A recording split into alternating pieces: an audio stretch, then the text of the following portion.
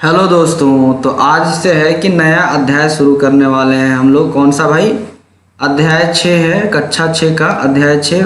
उसका नाम है पूर्णांक। ठीक है, तो पूर्णांक के बारे में हम समझेंगे, पढ़ेंगे, जानेंगे क्या होता है। तो अब आप जैसा कि आप जानते हैं कि एनसीईआरटी आपका बहुत अच्छा दोस्त है, तो पहले आपको कैसे करेगा? कहानी सुनाएगा। ठीक है, तो इसका शुरुआत करते हैं कहानी से। एक कहानी नहीं, 2-3 कहानी हम सुनेंगे।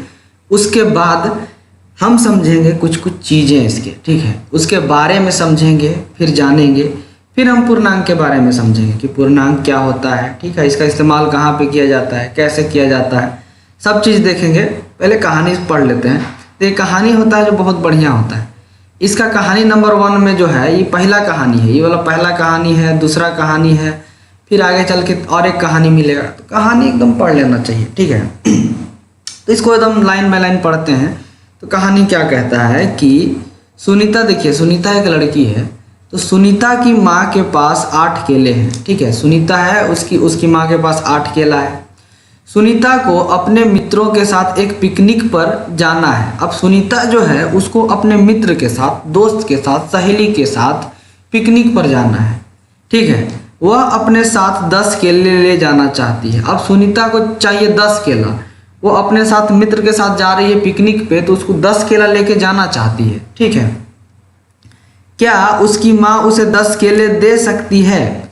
ठीक है, अभी आप बताइए। देखिए, सुनीता के माँ के पास सिर्फ 8 केला है और भैया सुनीता को चाहिए 10 केला, पिकनिक घूमे जाना है ओकरा। ठीक है, तो 10 केला चाहिए और उसकी मैया के पास 8 केला है। तो क्या उसकी माँ उसको 10 केला दे सकती है? अभी तो नहीं दे सकती है। अब क्या करेगी? उसकी माँ थोड़ा जुगाड़ लगाएगी। कैसे जुगाड़ लगाएगी भाई? जाएगी किसी के पास, पड़ोसन के पास, चाहे कहीं पे जाके किसी से मांगेगी। ठीक है, तो उसके पास पर्याप्त केले नहीं हैं। ठीक है, उसके पास इतना केला नहीं है कि वो दे सकती है टोटल। इसीलिए वह अपनी पड़ोसन से 2 केले उधार लेकर उन्हें बाद में लौटाने का आश्वासन देती है। ठीक है, तो ये क्या करती है? देखिए, माँ तो माँ होती है भाई। 8 केला नहीं, 10 केला नहीं है, तो 8 ही केला था। तो वो पड़ोसन के पास चली गई, बोली कि हे, हमको 2 केला दे दीजिए, आपको हम बाद में दे देंगे। ठीक है, ऐसा बात है। ऐसा गांव देहात में चलता रहता है कि हम लोग एक पड़ोसन से कुछ ना कुछ मांगते हैं, फिर बाद में लौटा देते हैं। ठीक है, सुनीता को 10 केले देने के बाद उसकी माँ के पास कितने केले बचते हैं? उसके पास कोई भी केला शेष नहीं बचता है। सिंपल सा बात है भाई। सुनीता को 10 केला अगर दे दी तो उसकी माँ के पास एक भी केला नहीं बचेगा। काहे नहीं बचेगा? पहले उसके पास 8 केला था, फिर बाद में 2 केला किसी से उधारी मांगी, पड़ोसन से जाके उधार मांग के, और 10 केला हो गया। उसके बाद 10 केला सुनीता को दे दी। अब सुनीता भाई अपना 10 केला लेके पिकनिक मनाएगी सहेली लोग के साथ। ठीक है, परंतु उसे अपनी पड़ोसन के 2 केले वापस करने हैं। इसीलिए जब उसके पास कुछ और केले आ जाएंगे, मान लीजिए 6 केले, तो वह 2 केले वापस कर देगी और उसके पास केवल 4 केले बचेंगे। तो मान लीजिए कि सुनीता का माँ तो मतलब सारा केला दे दिए, तो 2 केला जो है वापस करना है पड़ोसन को। तो वो कब वापस कर पाएगी? जब सुनीता के माँ के पास केले आएंगे। तो मान लीजिए कि 6 केला आ गया, तो 6 में से 2 को दे देगी, तो 4 को बचेगा। ठीक है, एक कहानी ये हो गया। तुम कहानी को ध्यान से समझिएगा क्या होता है। दूसरी कहानी में आप देखिए, दूसरा कहानी में क्या है। देखिए, रोनाल्ड एक पेन खरीदने बाजार जाता है। रोनाल्ड एक आदमी है। ठीक है, वो पेन खरीदने कहाँ जाता है? बाजार जाता है। उसके पास केवल 12 रुपए हैं, परंतु एक पेन का मूल्य 15 रुपया है। ठीक है, अब देखिए, रोनाल्ड जब पेन खरीदने जाता है, वो रोनाल्ड के पास 12 रुपया है भैया, और वो पेनवा के दाम जो है, कलम का जो दाम है वो कितना है? 15 रुपया है।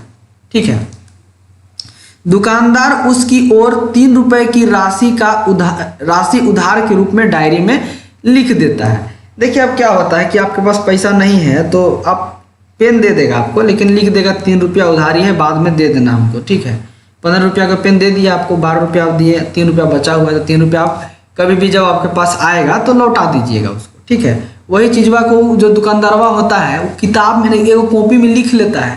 कहे कि उसके पास बहुत सारा ग्राहक आते रहता है। ठीक है, तो बहुत सारा ग्राहक मान लीजिए उधार नहीं लेगा तो थोड़ी ना सबको याद कर पाएगा, इसीलिए कॉपिया में लिख लेता है। ठीक है, अभी देखिए यहाँ पे सवाल क्या उठता है। परंतु वह किस प्रकार याद रखेगा कि उसे 3 रुपए की राशि रोनाल्ड को देनी है या उससे लेनी है?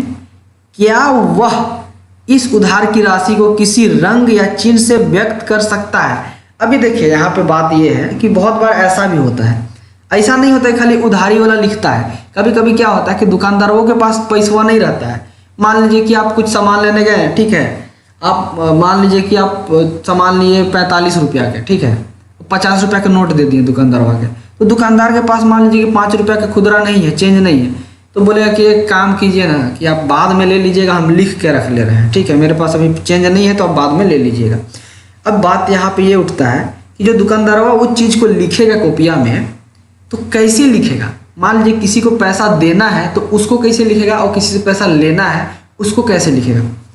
तो यहाँ पे एकदम लंबा से लिखना होगा कि यहाँ रोनाल्ड है, रोनाल्ड से 3 रुपया लेना है, और कोई और दूसरा आदमी रहेगा, मान लीजिए संजेश, तो संजेश को 5 रुपया देना है, तो ये बहुत लंबा लंबा पड़ जाएगा, ठीक है। उससे अच्छा कुछ ऐसा एकदम छोटा सा लिखे उसको पता, मतलब वो सहायता हो, ठीक है। अभी यहाँ पे क्या करेगा आप बताइए, कि काला रंग से रंगेगा, हरा रंग से रंगेगा, ठीक है। ये आपको सोचने का यहाँ पे एक सवाल खड़ा कर दिया। देखिए ये कहानी, जब भी कहानी होता है आपके पास एक सवाल खड़ा करेगा। मैथ में अब आप पढ़ रहे हैं गणित, ठीक है, तो गणित में जो भी कहानी आपको बताया जा रहा है वो कहानी एक सवाल पैदा करेगा, ठीक है। इसीलिए इसके कहानी को पढ़ना चाहिए। क्यों पढ़ना चाहिए भाई इसका कहानी, क्योंकि ये कहानी एक सवाल देता है आपको, ठीक है। अब सवाल यहाँ पे क्या क्या सवाल एक एक कहानी में आ रहा है वो याद करके रखते जाइए। अब तीसरा कहानी पे चलते हैं। तीसरा कहानी क्या कहता है कि रुचिका और सलमा एक संख्या पट्टी का जिस पर समान अंतराल 0 से 25 अंक अंकित हैं एक खेल खेल रही है, ठीक है। यहाँ पे देखिए एक संख्या पट्टी है, यहाँ से 0 से लेके 25 तक इसमें अंकित किया गया है, ठीक है। अब क्या करती है, अब आगे जो करती है कि प्रारंभ में जो स्टार्टिंग में क्या होता है, प्रारंभ में वे दोनों शून्य चिन्ह पर एक एक रंगीन टोकन रखती है। जैसे कि हम लोग खेलते हैं, क्या खेलते हैं, लूडो खेलते हैं, तो लूडो में वे ऐसे करते हैं ना, 0 पे रखते हैं, सांप सीढ़ी वाला खेलते हैं, तो वहाँ एक गोटी रखते हैं, फिर वहाँ से हम चलते हैं, ऐसे करते करते आगे बढ़ता है। इसी तरह से दोनों एक एक टोकन रखे हैं यहाँ पे कुछ, ठीक है, शून्य चिन्ह पर स्टार्ट करने के लिए यहाँ पे कुछ अपना अपना चिन्ह वाला रख दी है टोकन। अब क्या होता है, ये खेल थोड़ा अलग है। एक थैले में 2 रंगीन पासे रखे हैं और वे एक के बाद एक निकाले जाते हैं। देखिए क्या हुआ है कि एगो थैला रख ली है, एगो डिब्बा है, उसमें 2 पासा है रंगीन, ठीक है। अब क्या किया गया है कि एक एक के बाद निकालती है, ठीक है। इन पासों में से एक पासा लाल रंग का है और दूसरा नीले रंग का है। 2 पासा रखा गया है एक थैला में, तो एक लाल कलर का है, एक नीला कलर का है। यदि पासा लाल रंग का है तो उसे फेंकने पर जो संख्या प्राप्त होती है टोकन उतने स्थान आगे बढ़ा दिया जाता है। मान लीजिए कि लाल निकला, ठीक है। अब यहाँ पे थैला में रखा हुआ पासा, आप पासा देख नहीं रहे हैं तो आपको निकालना है एक पासा बिना देखे। अब मान लीजिए कि लाल निकालनी है और लाल को फेंकिए, फेंकने के बाद सबसे ऊपरे जो नंबर दिखेगा, अगर मान लीजिए कि 5 आता है तो 5 बार आगे बढ़ा दिया जाएगा इसको, ठीक है। तो 1 2 3 4 5, तो यहाँ पे अगर रख दिया जाएगा अगर 5 आता है तो। अगर लाल पासा निकला तब, अगर नीला पासा निकला, यदि पासा नीले रंग का है तो उसे फेंकने पर जो संख्या प्राप्त होती है टोकन को उतने स्थान पीछे कर दिया जाता है। अब मान लीजिए कि एक पहली बार पासा चला तो लाल निकला, तो लाल में 5 आया, ठीक है। अब दूसरी बार जब ये खेल को खेला तो मान लीजिए कि नीला पासा निकल गया। अब नीला पासा चलने के बाद मान लीजिए कि 3 आ गया, तो उसको तीन स्टेप पीछे चलना पड़ेगा, 1 2 3, तो यहाँ पे आना पड़ेगा, ठीक है। ऐसा खेल चल रहा है। खेल समझ रहे हैं आप कैसा चल रहा है, एकदम बढ़िया खेल है। प्रत्येक चाल के बाद पासों को थैले में वापस रख दिया जाता है ताकि दोनों व्यक्तियों को दोनों पासों को फेंकने के समान अवसर मिले। हाँ, तो जब भी एक व्यक्ति पासा को चलता है उसके बाद वो पासा को थैला में फिर से रख दिया जाता है, ठीक है। ऐसे कर करके खेल आगे बढ़ रहा है। जो 25वें चिन्ह पर पहले पहुंचता है उसे जीता हुआ माना जाता है। तो जो 25 नंबर पर पहले पहुंचेगा वो जीत जाएगा भाई। सांप सीढ़ी में ऐसे ना होता है, 0 से लेकर 100 तक रहता है और सांप ऊपर रहता है उसमें, तो वहाँ पे जो सबसे पहले 100 में पहुंचा वो जीत जाता है। वो सांप सीढ़ी वाला गेम वहाँ है, लेकिन थोड़ा सा अलग तरीके से इस गेम को खेला जा रहा है, इस खेल को खेला जा रहा है, ठीक है। वह खेलना प्रारंभ करती है, रुचिका लाल पासा प्राप्त करती है और उसे फेंकने पर 4 प्राप्त होता है। जो रुचिका लड़की रहती है उसको लाल पासा मिलता है और वो चौथे नंबर 4 मिलता था, यहाँ पे रुचिका खड़ी हो गई आके, ठीक है। अभी रुचिका कहाँ पे है, यहाँ पे है। इस प्रकार वह टोकन के पट्टी पर 4 से अंकित स्थान पर रख देती है। सलमा भी थैले से लाल पासा निकालती है और उसे फेंकने पर संख्या 3 प्राप्त करती है। इस प्रकार वह अपने टोकन को 3 से अंकित स्थान पर रख देती है। अब यहाँ पे देखिए, पहला जब खेल शुरू हुआ तो दोनों लोग का पासा लाल निकला। अब रुचिका थी, उसका कितना है, 4 आया तो 4 पे रखी, और सलमा थी उसको 3 पर आया तो यहाँ पे रखी सलमा यहाँ पे रखी और रुचिका यहाँ पे रखी, ठीक है। दूसरे प्रयत्न में रुचिका लाल पासे से 3 अंक प्राप्त करती है। अब दूसरा बार जब खेला गया खेल को तो रुचिका 3 लाती है, और कौन सा पासा भाई, लाल पासा में लाती है। तो मतलब क्या हुआ, लाल पासा में जब भी आएगा तो आगे बढ़ाया जाएगा, इस साइड बढ़ाया जाएगा, ठीक है। तो यहाँ से गिनेगी 1 2 3, तो रुचिका पहुंच गई 7 नंबर पे। अब यहाँ पे रुचिका खड़ी है, ठीक है, ऐसे बना देते हैं रुचिका को। तो रुचिका यहाँ पे 7 नंबर पे खड़ी है, ठीक है, प्राप्त करती है। और सलमा नीले पासे से 4 अंक प्राप्त करती है। अब सलमा का क्या हुआ कि वो नीले पासे से उसको नीला पासा मिलता है और 4 नंबर मिलता है, तो भाई सलमा तो पीछे जाएगी, कहे कि नीला पासा उठा ली है। अब 4 अंक आया तो पीछे 4 बार पीछे चलेगी। क्या आप सोच सकते हैं कि दूसरे प्रयत्न के बाद वे अपने अपने टोकन किन किन स्थानों पर रखेंगे? सिंपल सा बात है भाई कि दूसरा प्रयत्न के बाद रुचिका जो रखेगी वो 7वां स्थान पर रखेगी और सलमा कौन सा स्थान पे? तो 4 गिनिए, 1 2 3, यहाँ भाई 0 है, इसके पीछे तो कुछ है ही नहीं। अब क्या भाई, यहाँ से सवाल उठता है कि कैसे किया जाए। यहाँ पे आ गया टेंशन, ठीक है। तो रुचिका आगे बढ़ती है और 3 + 4 + 3 अर्थात वो 7वें स्थान पर टोकन को रखती है, ठीक है। अब सलमा के पास कोई चारा नहीं है, तो अगर 4 बार पीछे चलेगी तो इधर कुछ रखने के लिए जगह नहीं है, तो वो क्या करती है, 0 पे रख देती है। सलमा अपना टोकन 0 स्थान पर रखती है। रुचिका ने इस पर आपत्ति जताई और कहा कि उसे 0 से पीछे होना चाहिए। अब रुचिका को हो गया दिक्कत। देखिए यहाँ पे कुछ घर नहीं था इधर, ठीक है, रखने के लिए, तो ये रुचिका तो आगे चल दी। सलमा क्या की कि सलमा देखी कि इधर कुछ नहीं है तो वो 0 पे रख दी, लेकिन 0 से पीछे होना चाहिए था। तो रुचिका बोलती है कि देखो वो जो पासवा तुम चल रही है ना, वो 0 के पीछे रखना चाहिए कि हमारा 4 नीला का पासा में 4 आया है, ठीक है, तो हमको इससे दिक्कत हो रहा है, ठीक है। सलमा उसे सहमत हो जाती है। सलमा भी बोलती कि तुम भी ठीक बोल रही हो, परंतु शून्य के पीछे कुछ भी नहीं है, वे क्या करें। अब यहाँ पे सवाल उठता है कि शून्य के पीछे इधर कुछ नहीं है रखने वाला, अब क्या किया जाए, ठीक है। तब देखिए यहाँ पे क्या ही लोग करता है कि तब सलमा और रुचिका ने इस पट्टी को दूसरी ओर बढ़ा दिया, ठीक है। उन्होंने दूसरी ओर एक नीली पट्टी का प्रयोग किया। अब देखिए यहाँ पे क्या किया ये लोगों ने। अब देखिए पहले 0 से था, इस तरफ भी पट्टी लगा दिया, दोनों मिलके सलमा और रुचिका क्या कर दी, इस तरफ भी पट्टी लगा दी। इस तरफ जो पट्टी था उसका रंग क्या हो गया, नीला हो गया, ऐसा रख दिया। अब बोली सलमा, रुचिका बोली कि सलमा अब तुम यहाँ पे रख सकती है, ठीक है, ठीक है। अब सलमा ने सुझाव दिया कि चूंकि वह 0 से 1 स्थान पीछे है, इसीलिए इस स्थान को नीले 1 से अंकित किया जा सकता है, ठीक है। तो मतलब समझ जाइए कि नीला पे जब भी रहेगा, अगर नीला पे 1 है मतलब वो 0 से इधर है, ठीक है, 0 से बाएं साइड है, ठीक है।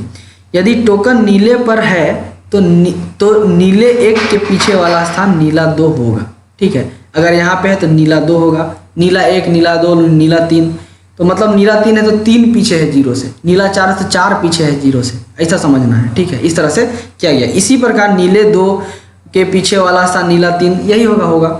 इस प्रकार से वे पीछे चलने का निर्णय लेती है, ठीक है। अगर कम आएगा तो भाई इधर चलना है, परंतु उन्हें नीला कागज नहीं मिला। अब देखिए ये लोग का देखिए कहानी ऐसा होता है, ये लोग तो पहले डिसाइड किया कि भाई अब क्या करते हैं कि नीला कलर लगा देते हैं, इधर नीला रंग लगा देंगे और 1 2 3 4 लिख देंगे। अब फिर क्या हुआ, ये लोग के पास नीला कागज मिल ही नहीं रहा था, ठीक है, नहीं मिला नीला कागज। तब रुचिका ने कहा कि जब हम विपरीत दिशा में चल रहे हों तो हमें दूसरी ओर एक चिन्ह का प्रयोग कर लेना चाहिए।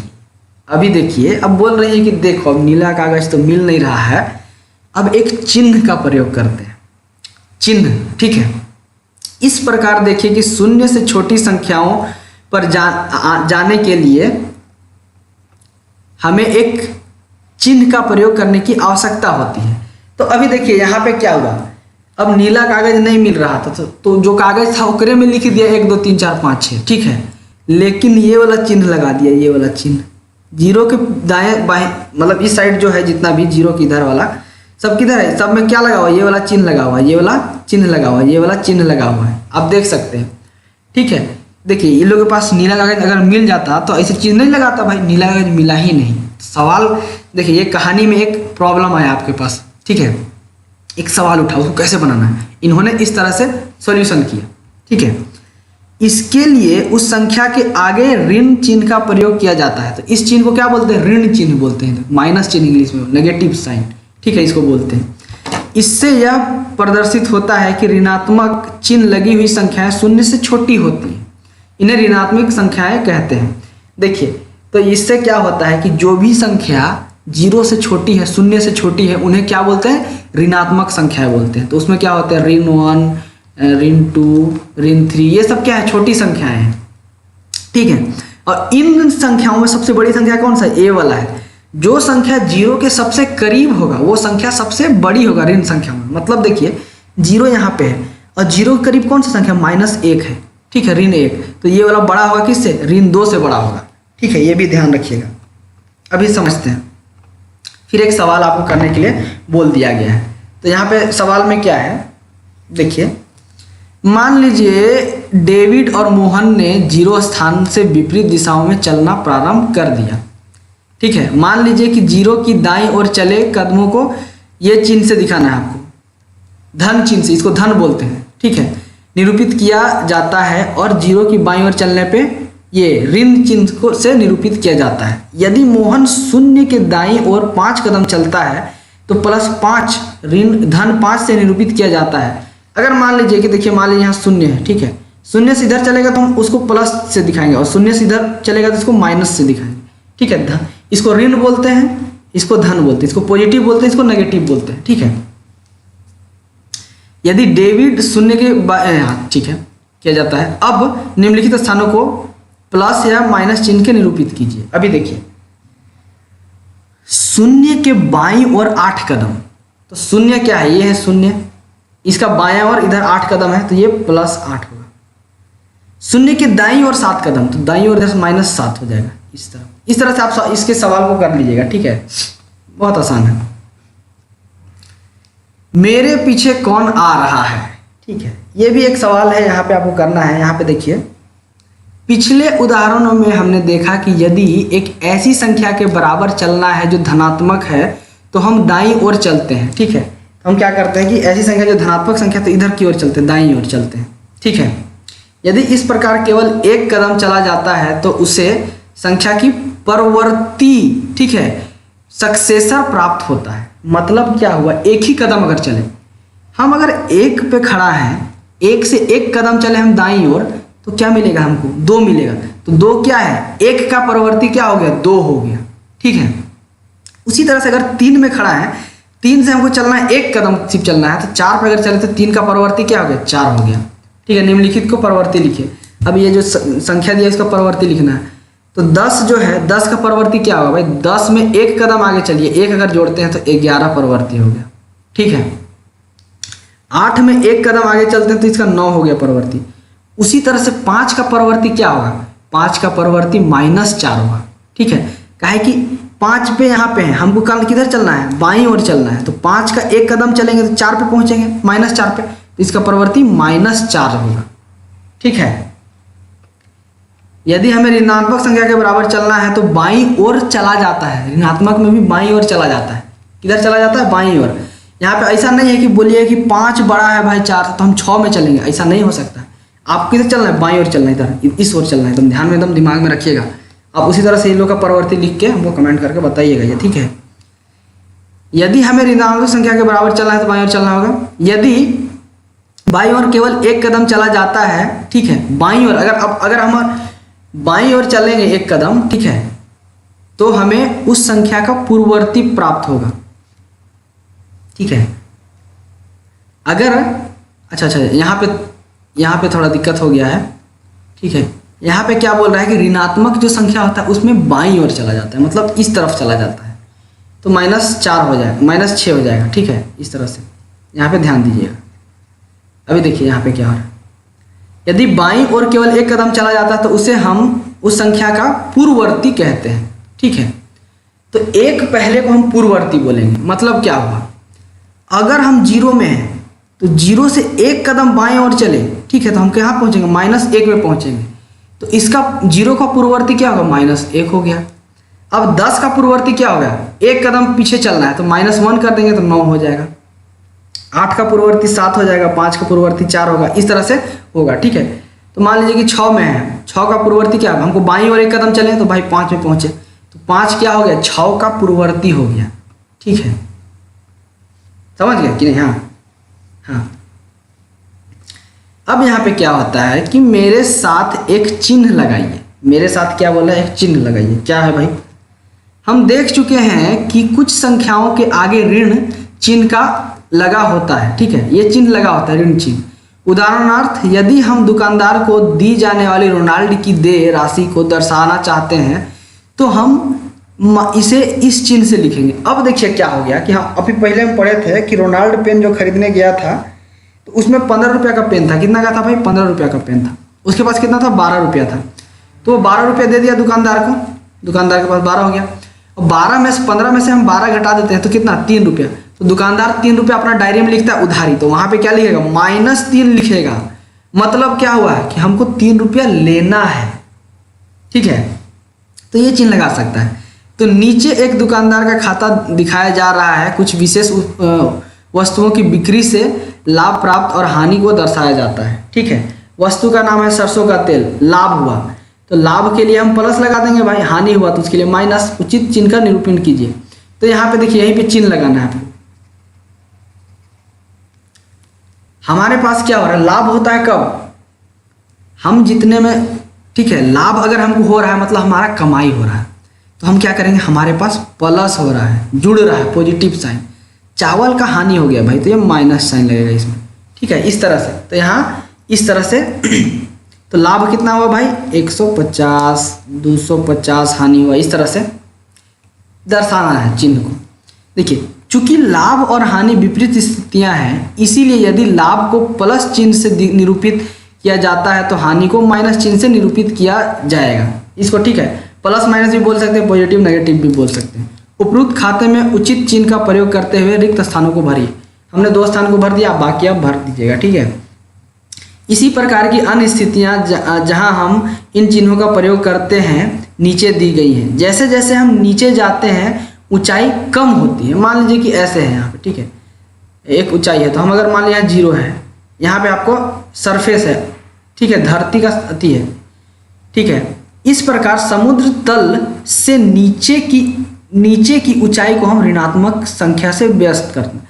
मान लीजिए कि समुद्र का तल ये है, ठीक है, तो हम यहाँ पे 0 लिख देते हैं। अब इधर समुद्र के तल से अगर नीचे जा रहे हैं तो -1, -2, ठीक है, -3, इस तरह से दिखाएंगे हम। ठीक है,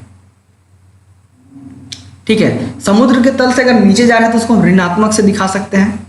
ठीक है, व्यक्त कर सकते हैं। और समुद्र के तल से ऊपर की ऊंचाई को हम धनात्मक संख्या से व्यस्त कर सकते हैं। तो अगर समुद्र का तल ये है, इसे ऊपर जा रहा है तो 1, 2, 3 ऐसे 1, 2, 3 ऊपर जाएंगे तो हम धनात्मक से दिखाएंगे और नीचे जाएंगे तो ऋणात्मक से दिखाएंगे। यदि कमाई गई अर्जित की गई राशि को प्लस चिन्ह से मतलब पॉजिटिव चिन्ह से निरूपित किया जाए तो खर्च की गई राशि को माइनस चिन्ह से। मान लीजिए कि आप कमाई कर रहे हैं, आपको पैसा मिल रहा है, उसको हम किससे दिखाएंगे, उसको हम इससे दिखाएंगे अगर प्लस से। तो अगर जो खर्च कर रहे हैं उसको हम किससे दिखा देंगे, माइनस से दिखा देंगे। ठीक है, किया जा सकता है। इसी प्रकार 0 डिग्री सेंटीग्रेड से ऊपर के तापमान को प्लस चिन्ह से और 0 डिग्री सेंटीग्रेड से नीचे के तापमान को माइनस चिन्ह से निरूपित किया जाता है। ठीक है, ठीक है, तो 0 डिग्री है मान लीजिए, ये 0 डिग्री से ऊपर मान लीजिए कितना 12 डिग्री मान लेते हैं, तो 12 डिग्री प्लस से, 0 डिग्री से नीचे अगर मान लीजिए 8 डिग्री तो 8 डिग्री सेंटीग्रेड माइनस, तो ये कम है 0 से, ये ऊपर है। इसी तरह से निरूपित किया जा सकता है। उदाहरणतः देख लीजिए, जो 0 डिग्री से 10 डिग्री नीचे तापमान को -10 डिग्री लिखा जाता है। ठीक है, तो यहाँ पे देखिए कुछ सवाल दिया गया, प्रयास कीजिए, निम्नलिखित को उचित चिन्ह के साथ लिखिए। समुद्र के तल से 100 मीटर नीचे, समुद्र का तल से 100 मीटर नीचे, तो नीचे के लिए हम क्या करते थे, माइनस चिन्ह का इस्तेमाल करते थे, नेगेटिव चिन्ह का, ऋणात्मक का, तो -100 मीटर।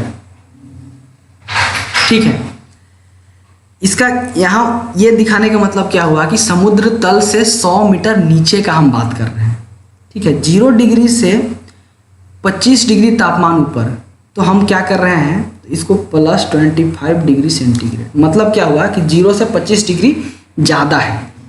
तो बस ये जो चिन्ह होता है, इसको हम जब भी कोई विपरीत स्थितियाँ होती हैं हमारे पास, ठीक है, तब इस चिन्ह का उपयोग करते हैं, आसानी होता है हमको समझने के लिए चीज़ों को, ठीक है।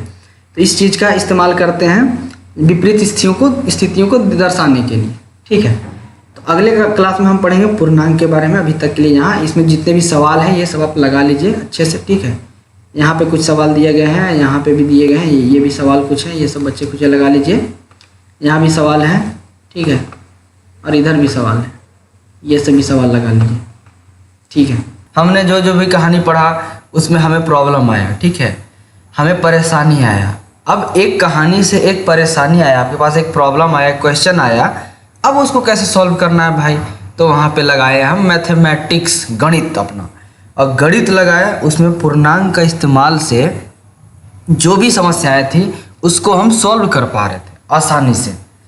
अब एकदम समझते हैं बढ़िया से एकदम कि पूर्णांक है क्या, ठीक है, अच्छी तरह से समझने का कोशिश करते हैं। देखिए एनसीईआरटी का जो पढ़ाने का तरीका है ना, बहुत बढ़िया है। आपको पहले कहानी सुना दिया, क्या 3-4 कहानी पढ़वा दिया, कहानी पढ़ लिए, अब आपको कहानी में आपको क्वेश्चन आने लगा कहानी से। अब कहानी से क्वेश्चन आ रहा है और ये भी बता रहा है कि देखिए ये कहानी में जो क्वेश्चन आ रहा है इसको इस तरीके से सॉल्व किया जा सकता है, और उस तरह से सॉल्व करने पे आपको पता चल रहा है कि वहाँ पे पूर्णांक का इस्तेमाल करना पड़ रहा है, ठीक है। देखिए जो भी नया है, नहीं देखे पिछली वीडियो को देख लीजिएगा, समझ में आएगा आपको, ठीक है। शुरू करते हैं। तो सबसे पहले ज्ञात की गई संख्याएं प्राकृत संख्याएं, अर्थात 1 2 3 4 लेके इन्फिनिटी तक है। तो सबसे पहला जो ज्ञात किया गया था जो संख्या है वो कौन सा संख्या है, प्राकृत संख्या। तो याद रखिएगा कि प्राकृत संख्या जो होता है 1 से स्टार्ट होता है, 1 2 3 4 से लेके बहुत आगे तक जाएगा, इतना आगे तक जाएगा जहाँ तक हम कल्पना नहीं कर सकते हैं, ठीक है। तो ये सब क्या कहलाएंगी, प्राकृत संख्याएं कहलाएंगी, ठीक है। यदि हम प्राकृत संख्याओं के संग्रह में शून्य को सम्मिलित करते हैं तो हमें संख्याओं का एक नया संग्रह प्राप्त होता है। इन संख्याओं को पूर्ण संख्याएं कहते हैं। तो देखिए ये जो प्राकृत संख्याएं हैं, प्राकृत संख्या कहाँ शुरू होता है भाई, 1 से शुरू होता है। तो 1 2 3 4 5 6 7 8 9 10 ऐसे।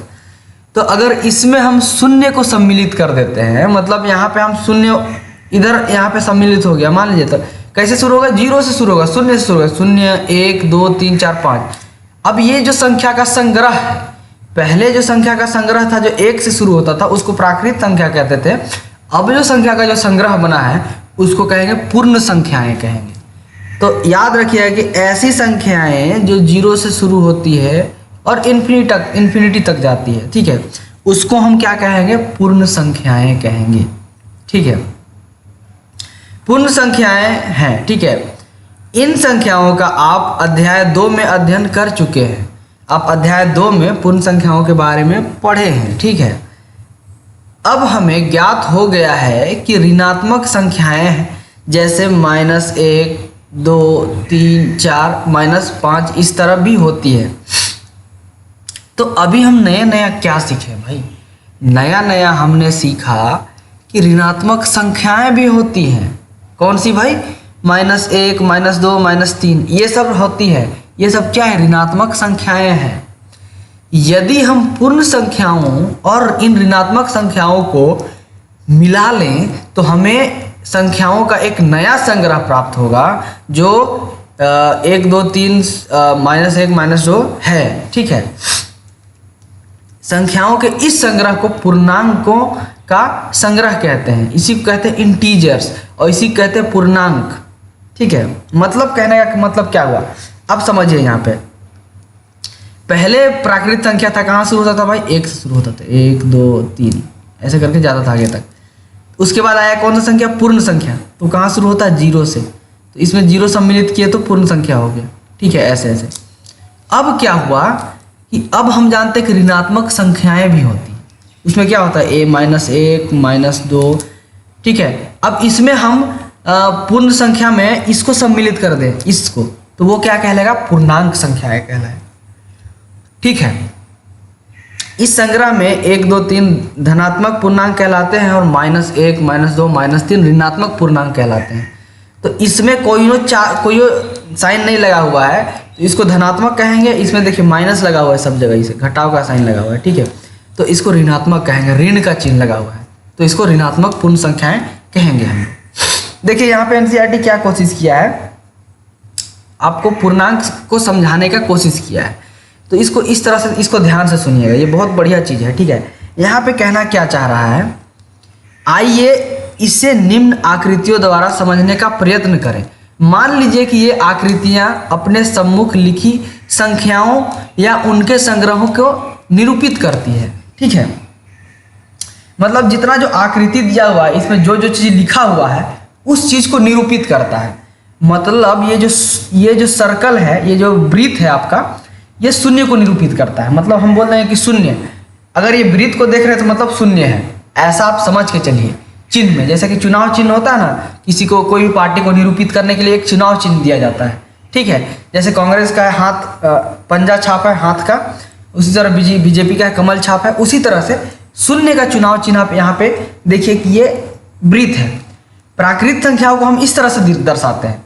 अगर हमें बोल दिया जाए कि प्राकृत संख्याओं को एक चित्र के माध्यम से दिखाओ, ठीक है, तो हमने मान लिया है कि भाई देखिए ऐसा चित्र आप जहाँ भी देखेंगे वो प्राकृत संख्या होगी।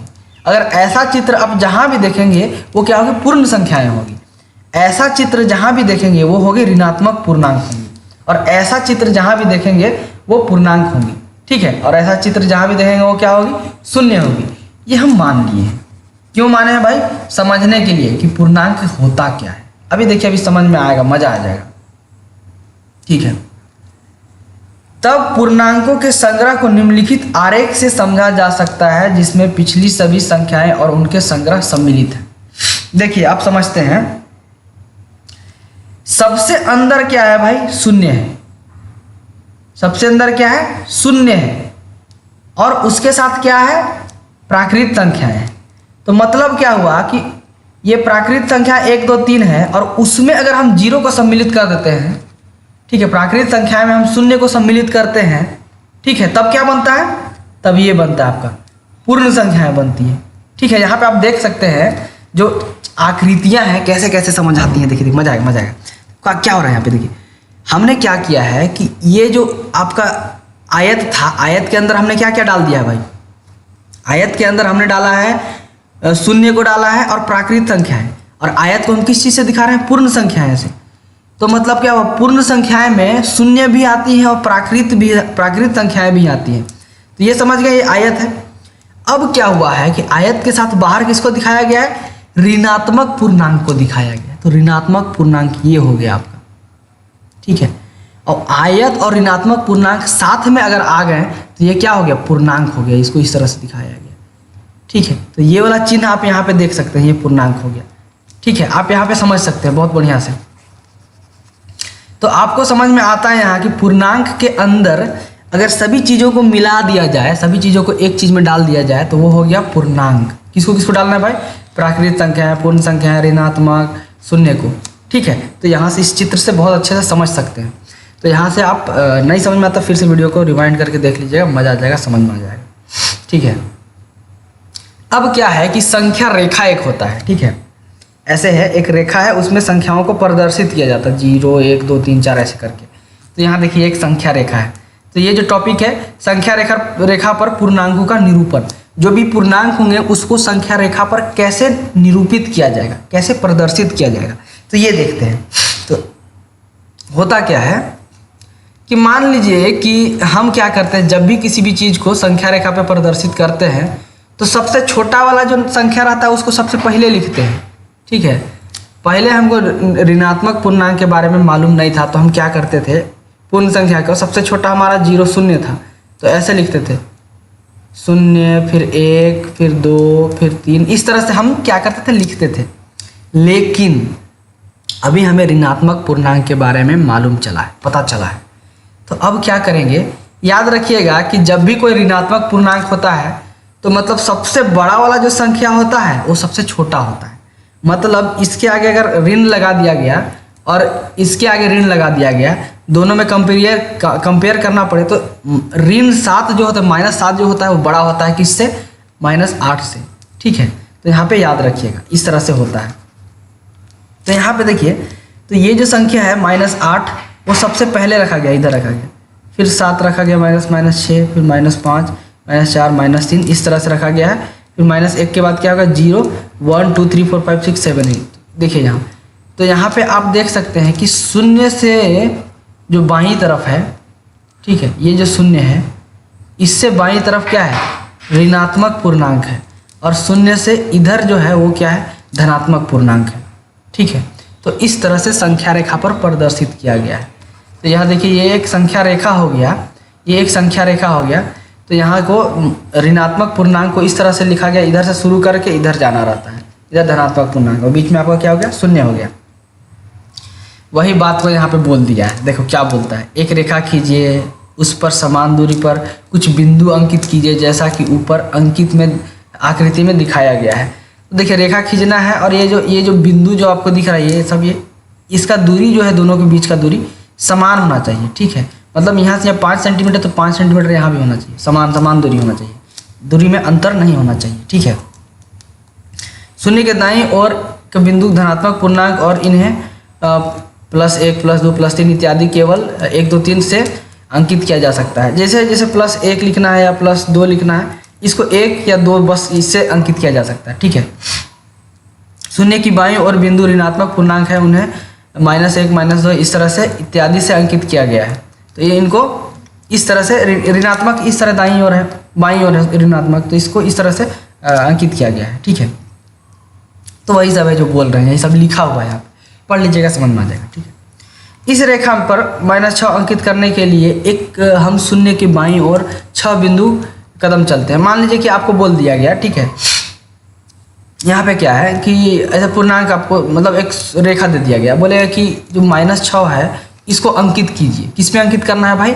रेखा पे, संख्या रेखा पे अंकित करना है। तो हम यहाँ से चलेंगे 1 2 3 5 6 कदम चलिए इधर, बराबर कदम, तो पहुँच जाइएगा यहाँ पे। तो यहाँ पे लिख दीजिए -6, यहाँ पे लिखा हुआ। अगर उसी तरह से +2 को अंकित करना है तो वो आपको दाईं ओर जाना पड़ेगा। तो यहाँ पे जो शून्य है, शून्य के कितने दाईं ओर? 2 कदम चलना पड़ेगा, 1 2, तो यहाँ पे पहुँचना पड़ेगा। ठीक है, तो यहाँ पे आप समझ सकते हैं कि क्या करना है, संख्या रेखा क्या है। ठीक है, उस पर निरूपित कैसे किया जाता है पूर्णांक को। तो यहाँ पे आपको एक सवाल दिया गया है। सवाल में यह है कि संख्या रेखा पर -3, 7, -4, -8, -1 और -3 को खींचिए, अंकित कीजिए। तो इसको आपको संख्या रेखा पर दिखाना है। ठीक है, तो आप इसको सवाल को सॉल्व करके कमेंट कीजिए कि हो गया है भाई। ठीक है, देखिए, जो समझ में नहीं आया तो फिर से वीडियो देख सकते हैं, अच्छे समझा दिया हूँ। अगले क्लास में हम पढ़ेंगे पूर्णांकों में क्रमबद्धता। ठीक है, इसके बारे में हम समझेंगे अच्छी तरह से। अभी तक के लिए फ़िलहाल के लिए यहीं पे आप ये वाला बहुत अच्छी तरह से समझ चुके होंगे। यहाँ पे अगर आपको ये समझ में आ गया तो आपको पूर्णांक समझ में आ गया। ठीक है, हेलो दोस्तों, तो आज हम सीखने वाले हैं पूर्णांकों में क्रमबद्धता। ठीक है, जो पूर्णांक संख्या होते हैं वो कैसे कैसे क्रम में सजे हुए होते हैं, मतलब होता है बढ़ती क्रम, घटती क्रम। ठीक है, तो उसको हम समझेंगे, उसके बारे में जानेंगे और देखेंगे। तो हम सबसे पहले क्या करते थे कि पहले से हम जान चुके हैं कि एनसीईआरटी हमारा बहुत बढ़िया दोस्त है। तो कहानी से शुरू करता है, कहानी सिखाता है, उसके माध्यम से आपके मन में सवाल पैदा करेगा, उसके माध्यम से आप क्रमबद्धता को समझ पाएंगे, पूर्णांकों की क्रमबद्धता को समझ पाएंगे। तो शुरू करते हैं इस कहानी को पढ़ने से। ठीक है, तो क्या बोल रहा है कि रमन और इमरान एक गांव में रहते हैं। देखिए, 2 दोस्त है, रमन है और एक इमरान है, दोनों एक गांव में रहते हैं जहां सीढ़ियों वाला एक कुआं है। तो उनके गांव में क्या है? कुआं है जिसमें सीढ़ी लगा हुआ है। ठीक है, इस कुएं में तली तक कुल 25 सीढ़ियाँ हैं। मतलब क्या हुआ कि ऊपर से मान लीजिए कि ये कुआं है। ठीक है, देखिए, रमन और इमरान के गांव में कुआं है। ये कुआं या मान लीजिए यहाँ पे ऊपर से यहाँ से नीचे तक जाइएगा, यहाँ तक तो कितना है? 25 सीढ़ी है। ऐसा कितना है? 25 को सीढ़ी दिखेगा आपको। ठीक है, वो कुआं में 25 सीढ़ी है। एक दिन रमन और इमरान कुएं के अंदर गए और उन्होंने पाया कि उसमें तल स्तर तक 8 सीढ़ियाँ हैं। ठीक है, उन्होंने यह देखते हुए निर्णय लिया कि वर्षा होने पर उस कुएं में कितना जल आएगा उन्होंने इस समय के जल स्तर पर शून्य अंकित किया और उसमें ऊपर की सीढ़ियों को क्रम में 1 2 3 4 5 ऐसे करके अंकित किया। वर्षा के बाद उन्होंने देखा कि जल स्तर उठी छठी सीढ़ियाँ पर तक गया, छठी सीढ़ी तक गया। ठीक है, कुछ महीने बाद उन्होंने देखा कि जल स्तर शून्य के चिन्ह के 3 सीढ़ी नीचे पहुंच गया। ठीक है, देखिए कुआं था पहले, ये लोग नीचे गया कुआं में, देखा कि जल स्तर जो है, मान लीजिए जल स्तर है यहाँ पे, तो ये 8वीं सीढ़ी है, मान लीजिए। ठीक है, 8वीं सीढ़ी है, तो यहाँ तक जल स्तर था। ठीक है, अब इन्होंने क्या किया कि ठीक है भाई, यहाँ तक अभी का जल स्तर कहाँ पे है, यहाँ पे 8वां सीढ़ी पे है। ठीक है, 8वां सीढ़ी पे इसको क्या करते हैं कि शून्य बना देते हैं। इस सीढ़ी को हम शून्य से अंकित करते हैं। इसके ऊपर वाला सीढ़ी को कितना से करेंगे, 1 से, इसके ऊपर वाला 2 से, उसके ऊपर वाला 3 से, इस तरह से अंकित किया। ये लोग क्या किया, इसको अच्छा से मिटा के हम बना दे रहे हैं। ठीक है, एक बार बढ़िया से मिटा दे रहे हैं इसको। ठीक है, तो मान लीजिए कि ये आपका सीढ़ी नंबर 8 है, यहाँ पे जल स्तर यहाँ पे है, मतलब पानी का स्तर यहाँ पे है, तो ये 8वां सीढ़ी था। लेकिन ये लोग क्या किया, इसको हम शून्य से अंकित करते हैं। तो इसके ऊपर वाला सीढ़ी जो रहेगा 1 होगा, उसके ऊपर वाला 2 रहेगा, उसके ऊपर वाला 3 रहेगा, ऐसे रहेगा सीढ़ी। ठीक है, अंकित किया। अब कुछ समय बाद, ठीक है, कुछ समय बाद वर्षा हुआ तो उन्होंने देखा कि कुछ सीढ़ी पानी और ऊपर चढ़ गया। कितने स्थान पर गया, यहाँ पे जल स्तर 8वां सीढ़ी पे थे। उन्होंने देखा कि निर्णय लिया कि ठीक है, वो किया, उन्होंने समय के जल स्तर पर शून्य अंकित किया और उसमें ऊपर की ओर इतना ठीक अंकित किया। वर्षा के बाद उन्होंने देखा कि जल स्तर छठी सीढ़ी तक बढ़ गए। मतलब यहाँ से 0 1 2 3 4 5 4 होगा, फिर 5 होगा, 6 तक मान लीजिए, यहाँ तक छठा सीढ़ी है। यहाँ तक कुआं मान लीजिए बहुत बड़ा है यहाँ तक, तो यहाँ तक जल स्तर चला गया। कुछ दिनों के बाद, वर्षा होने के बाद जल स्तर वहाँ तक चला गया। ठीक है, अब क्या किया, कुछ महीनों बाद क्या हुआ कि जो ये शून्य था, इससे 2 सीढ़ी नीचे जल स्तर चला गया। मतलब जल स्तर यहाँ चला गया कुछ महीनों के बाद। ठीक है, अब क्या है, अब वे जल स्तर के गिरने को संगत सीढ़ियों से अंकित करके देखना प्रारंभ करने के बारे में सोचने लगे। क्या आप उनकी सहायता कर सकते हैं? अब ये क्या सोच रहे हैं कि ठीक है भाई, हम तो दर्शाए थे कि पहले इसको शून्य माने थे यहाँ तक का, और ऊपर हम 1 2 3 कर दिए थे, तो क्या हुआ, वर्षा हुआ, उसके बाद पानी कहाँ, जल स्तर यहाँ तक पहुँच गया मान लीजिए। लेकिन वर्षा जब ख़त्म हो गया, पानी बरसना कम हो गया, तो कुछ दिनों के बाद, कुछ महीनों के बाद क्या हुआ कि जल स्तर में बहुत बड़ा गिरावट आया। मतलब यहाँ पहुँच गया, जो शून्य जो सीढ़ी माना था लोग ये वाला को, इससे 2 सीढ़ी नीचे चला गया। ठीक है, अब इसको ये लोग समझने का कोशिश कर रहा है कैसे होगा। देखिए अब यहाँ पे क्या हुआ है कि ये सीढ़ी है, इस तरह से कुआं बनाया गया मान के चलिए। ठीक है, तो यकायक रमन को याद आता है कि उसने एक बड़े बांध पर शून्य से भी नीचे लिखी संख्याओं को देखा था। अब रमन क्या होता है कि कहीं पे देखा होगा रमन कि शून्य से नीचे लिखी संख्या कैसे होते हैं, उसके बारे में जाना था, ये देखा था, तो इसको याद आता है दिमाग में, अरे तो शून्य से नीचे भी लिखा जा सकता है। तो वही जो कुआं था यहाँ पे, शून्य से ऊपर वाला संख्या तो लिख दिया, लेकिन नीचे वाला संख्या कैसे लिखेगा भाई, तब ये इसको याद आता है। अब क्या करता है इमरान इस ओर ध्यान दिलाता है कि शून्य के ऊपर की संख्याओं और शून्य के नीचे की संख्याओं में भेद जानने के लिए कोई ना कोई विधि अवश्य होनी चाहिए। तो मान लीजिए कि यहाँ एक ऐसे है, शून्य है, यहाँ पे 1 हो गया, यहाँ पे 2 हो गया, यहाँ पे नीचे भी संख्या लिखा जाएगा। अब दोनों संख्याओं में भेद जानने के लिए, अंतर जानने के लिए, कौन सा संख्या शून्य के नीचे है, कौन सा संख्या शून्य के ऊपर है, कुछ ना कुछ तो विधि होगा। मान लीजिए कि शून्य के नीचे का भी संख्या लिख दे 1 2 3।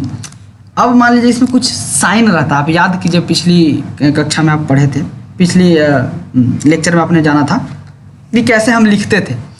तो देखिए यहाँ पे क्या होता है कि तब रमन याद करता है कि शून्य चिन्ह के नीचे अंकित के नीचे की एक सीढ़ी को -1 से अंकित किया। शून्य के नीचे की 2 सीढ़ियों को -2 से अंकित किया। मतलब क्या हुआ कि शून्य के नीचे वाला सीढ़ी जितना है उसको भी वैसे ही लिखना है, 1 2 3 4।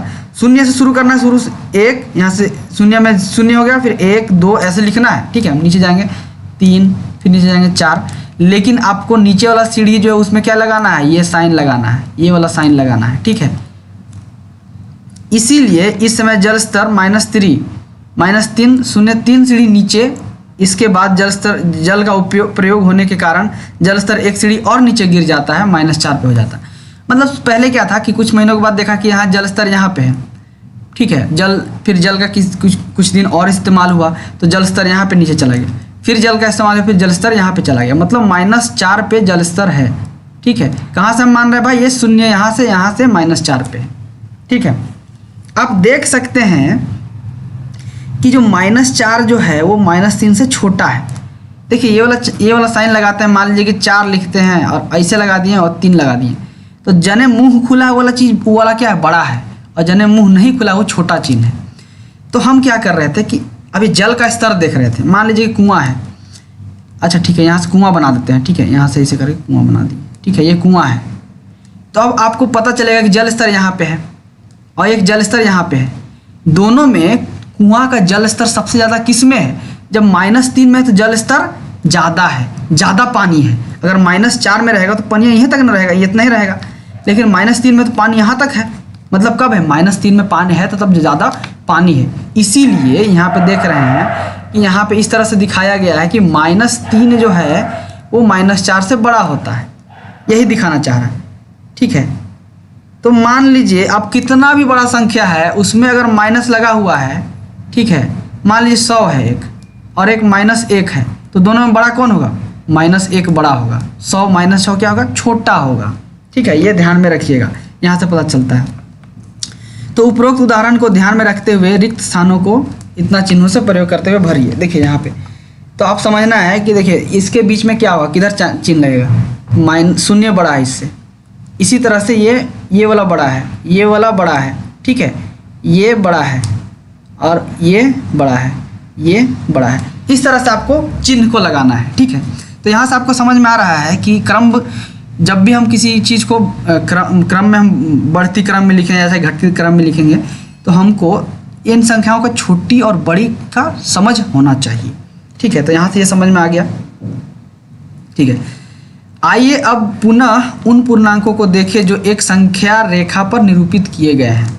ठीक है, तो यहाँ पे देखिए इतना सारा पूर्णांक है, ये एक संख्या रेखा इस पे निरूपित किया गया है। ये सब पूर्णांक को -8 -7 -6, यहाँ पे शून्य यहाँ पे है। ठीक है, 1 2 3 4 5 6 ऐसा। ठीक है, हम जानते हैं कि 7 क्या है, 4 से बड़ा होता है, और ऊपर खींची गई संख्या रेखा से हम देखते हैं कि संख्या 7 संख्या 4 के दाईं ओर स्थित है। मतलब क्या हुआ, 4 यहाँ पे है, इधर जाइएगा तो दाईं ओर होता है। ये क्या होता है, दाईं, किधर, इधर दाईं ओर है, इधर बाईं ओर।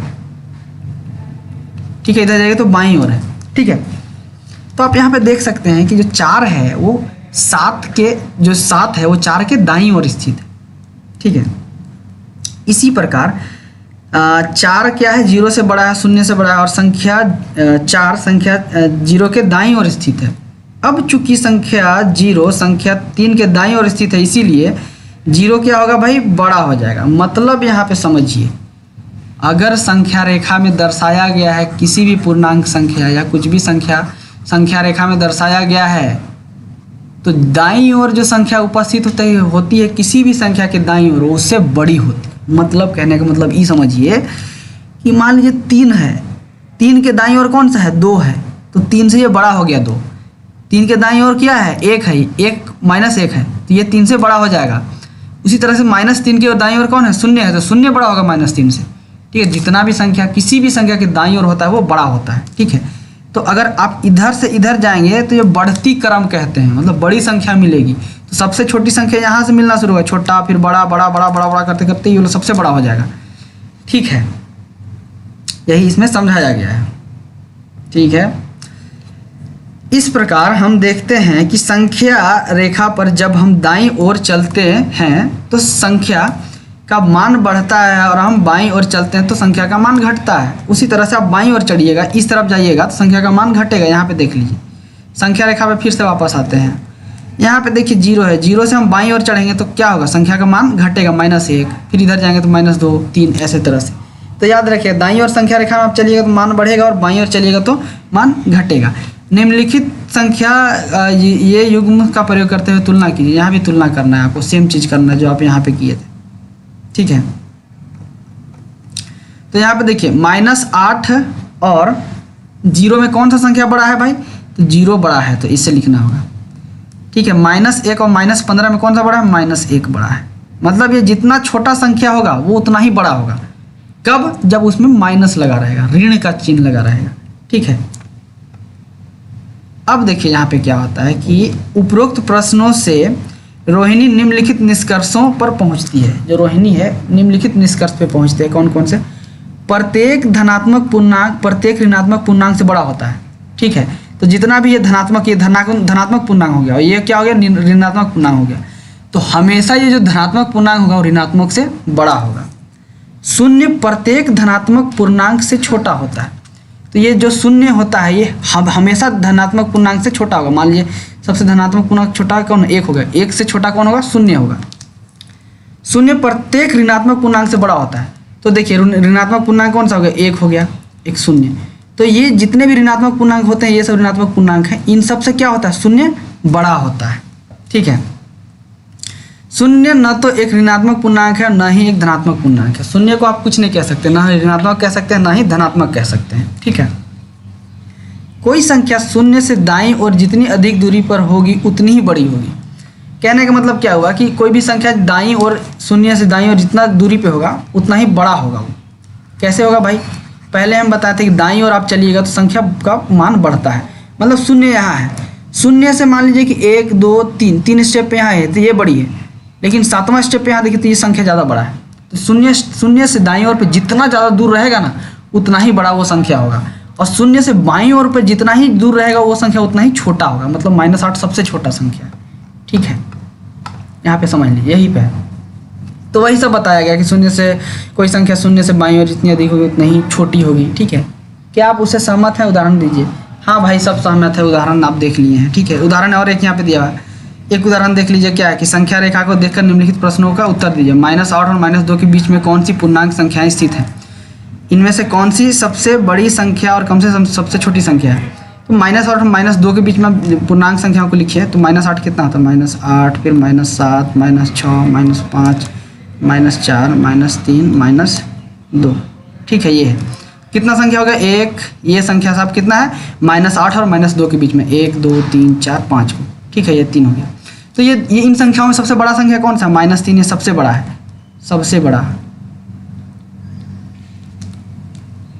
ठीक है, और ये सबसे छोटा। ठीक है, इस तरह से लिख सकते हैं आप, सिंपल सा है।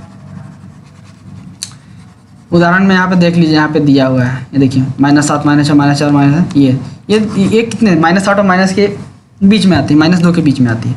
सबसे छोटी संख्या -7 है, सबसे बड़ी संख्या -3 है, यही से। ठीक है, आगे देखते हैं।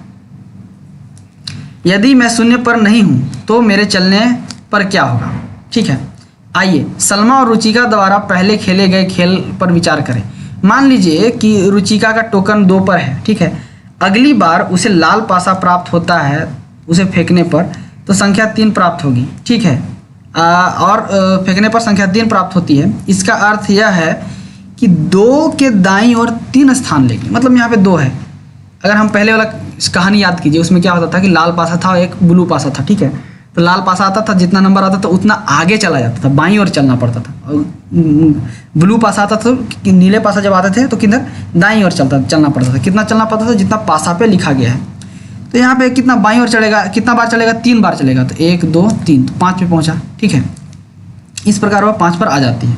तो जो है 5 पर आ जाती है।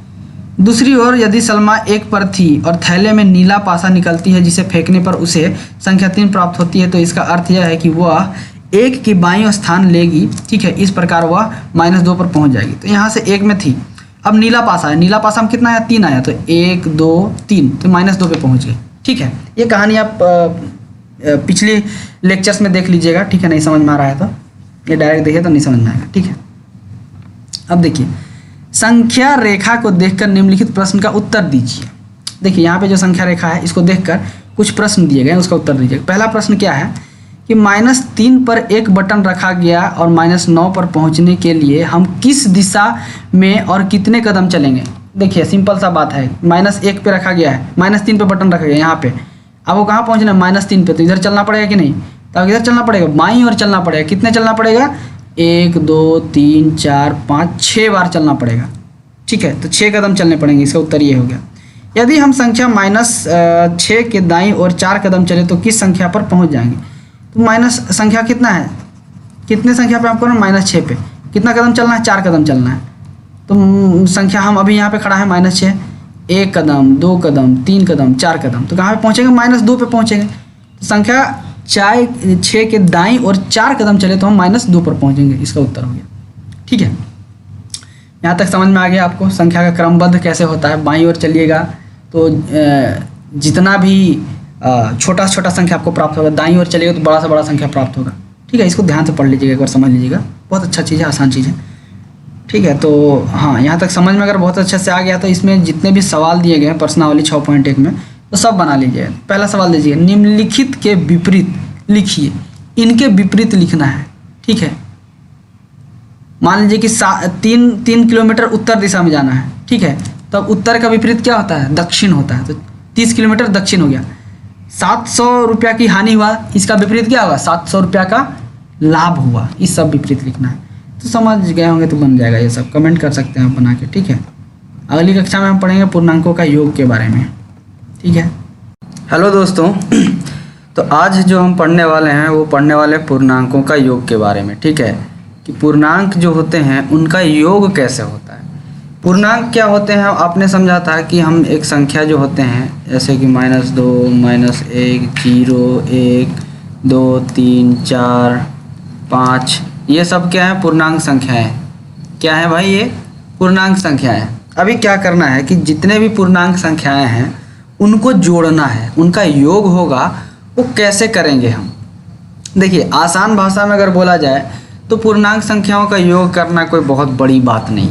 ठीक है, कोई बड़ी बात नहीं है। आप देखिए, मान लीजिए कि एक पूर्णांक संख्या है 5 और दूसरा है 2, दोनों को अगर जोड़ा जाए तो कितना होगा? 7 होगा। अगर यहाँ पे हम लिख देते हैं इस पूर्णांक संख्या के आगे चिन्ह क्या है? 5 है। इस पूर्णांक संख्या के आगे चिन्ह क्या है? 2 है। दोनों को जोड़िएगा तो 7 आएगा और दोनों क्या आएगा? प्लस आएगा। तो ऐसे देखा जाता है कि जिस पूर्णांक संख्या में ये धनात्मक साइन होता है, ठीक है, मतलब प्लस का साइन नहीं होता है, तो उसको हम लिखते नहीं है, बस ऐसे ही दिखा देते हैं, मतलब 7 हो गया इस तरह से। अब मान लीजिए कि दूसरा पूर्णांक संख्या है, कौन सा है भाई? यहाँ पे देखिए, दूसरा पूर्णांक संख्या जैसे कि -3, ये एक पूर्णांक संख्या होगा जोड़ -2, तो इसमें भी क्या होता है कि जोड़ा जाता है।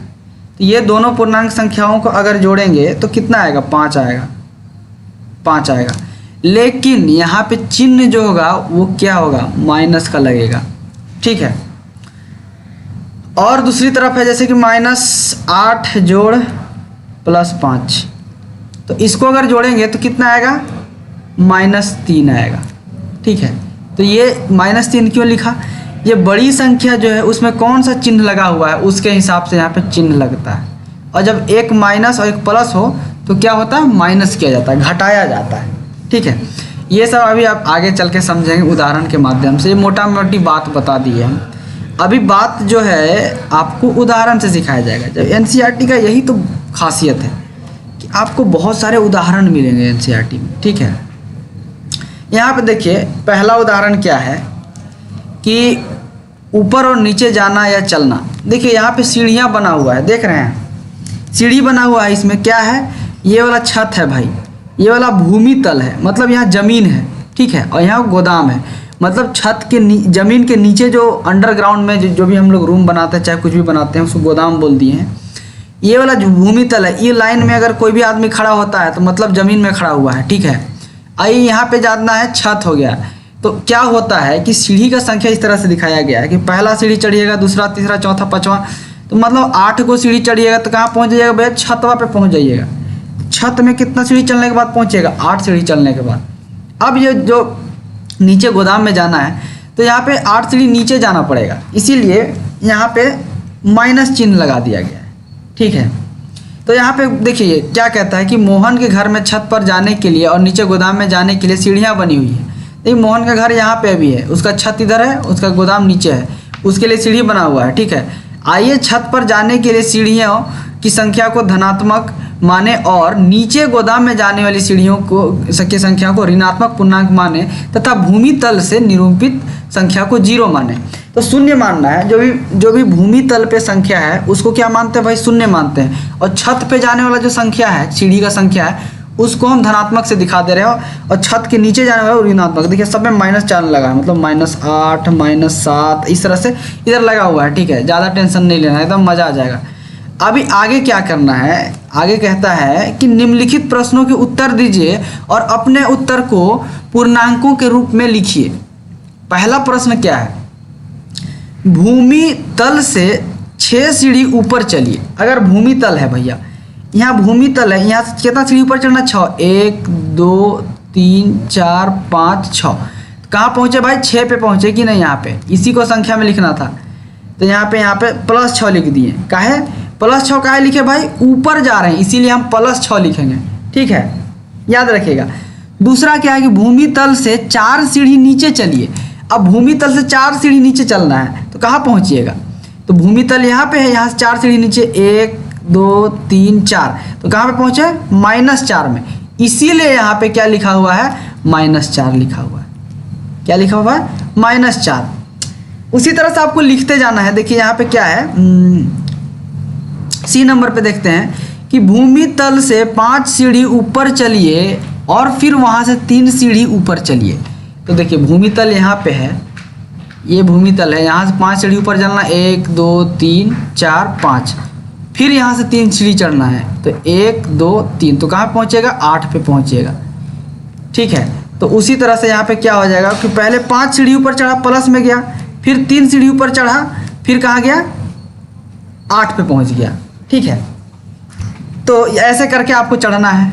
अभी सवाल क्या उठता है भाई, ये तो आपको करना है, आप समझ में आ गया कि कैसे करना है आपको। ठीक है, यहाँ पे आप देखिए, उसने कुछ गलतियाँ की हैं, क्या आप उसके उत्तरों की जांच कर सकते हैं और गलतियों को सही कर सकते हैं।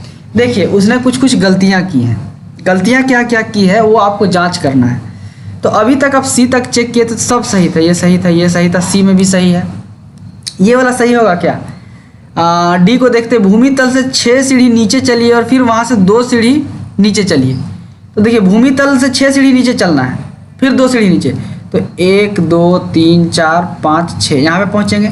फिर यहाँ से 2 सीढ़ी क्या चलना है, नीचे चलना है, तो 1 और 2, कहाँ पहुँचेंगे आप, यहाँ पे पहुँच जाएंगे, -8 पे पहुँच जाएंगे। लेकिन उसने गलती क्या किया है, यहाँ पे -4 लिखी है।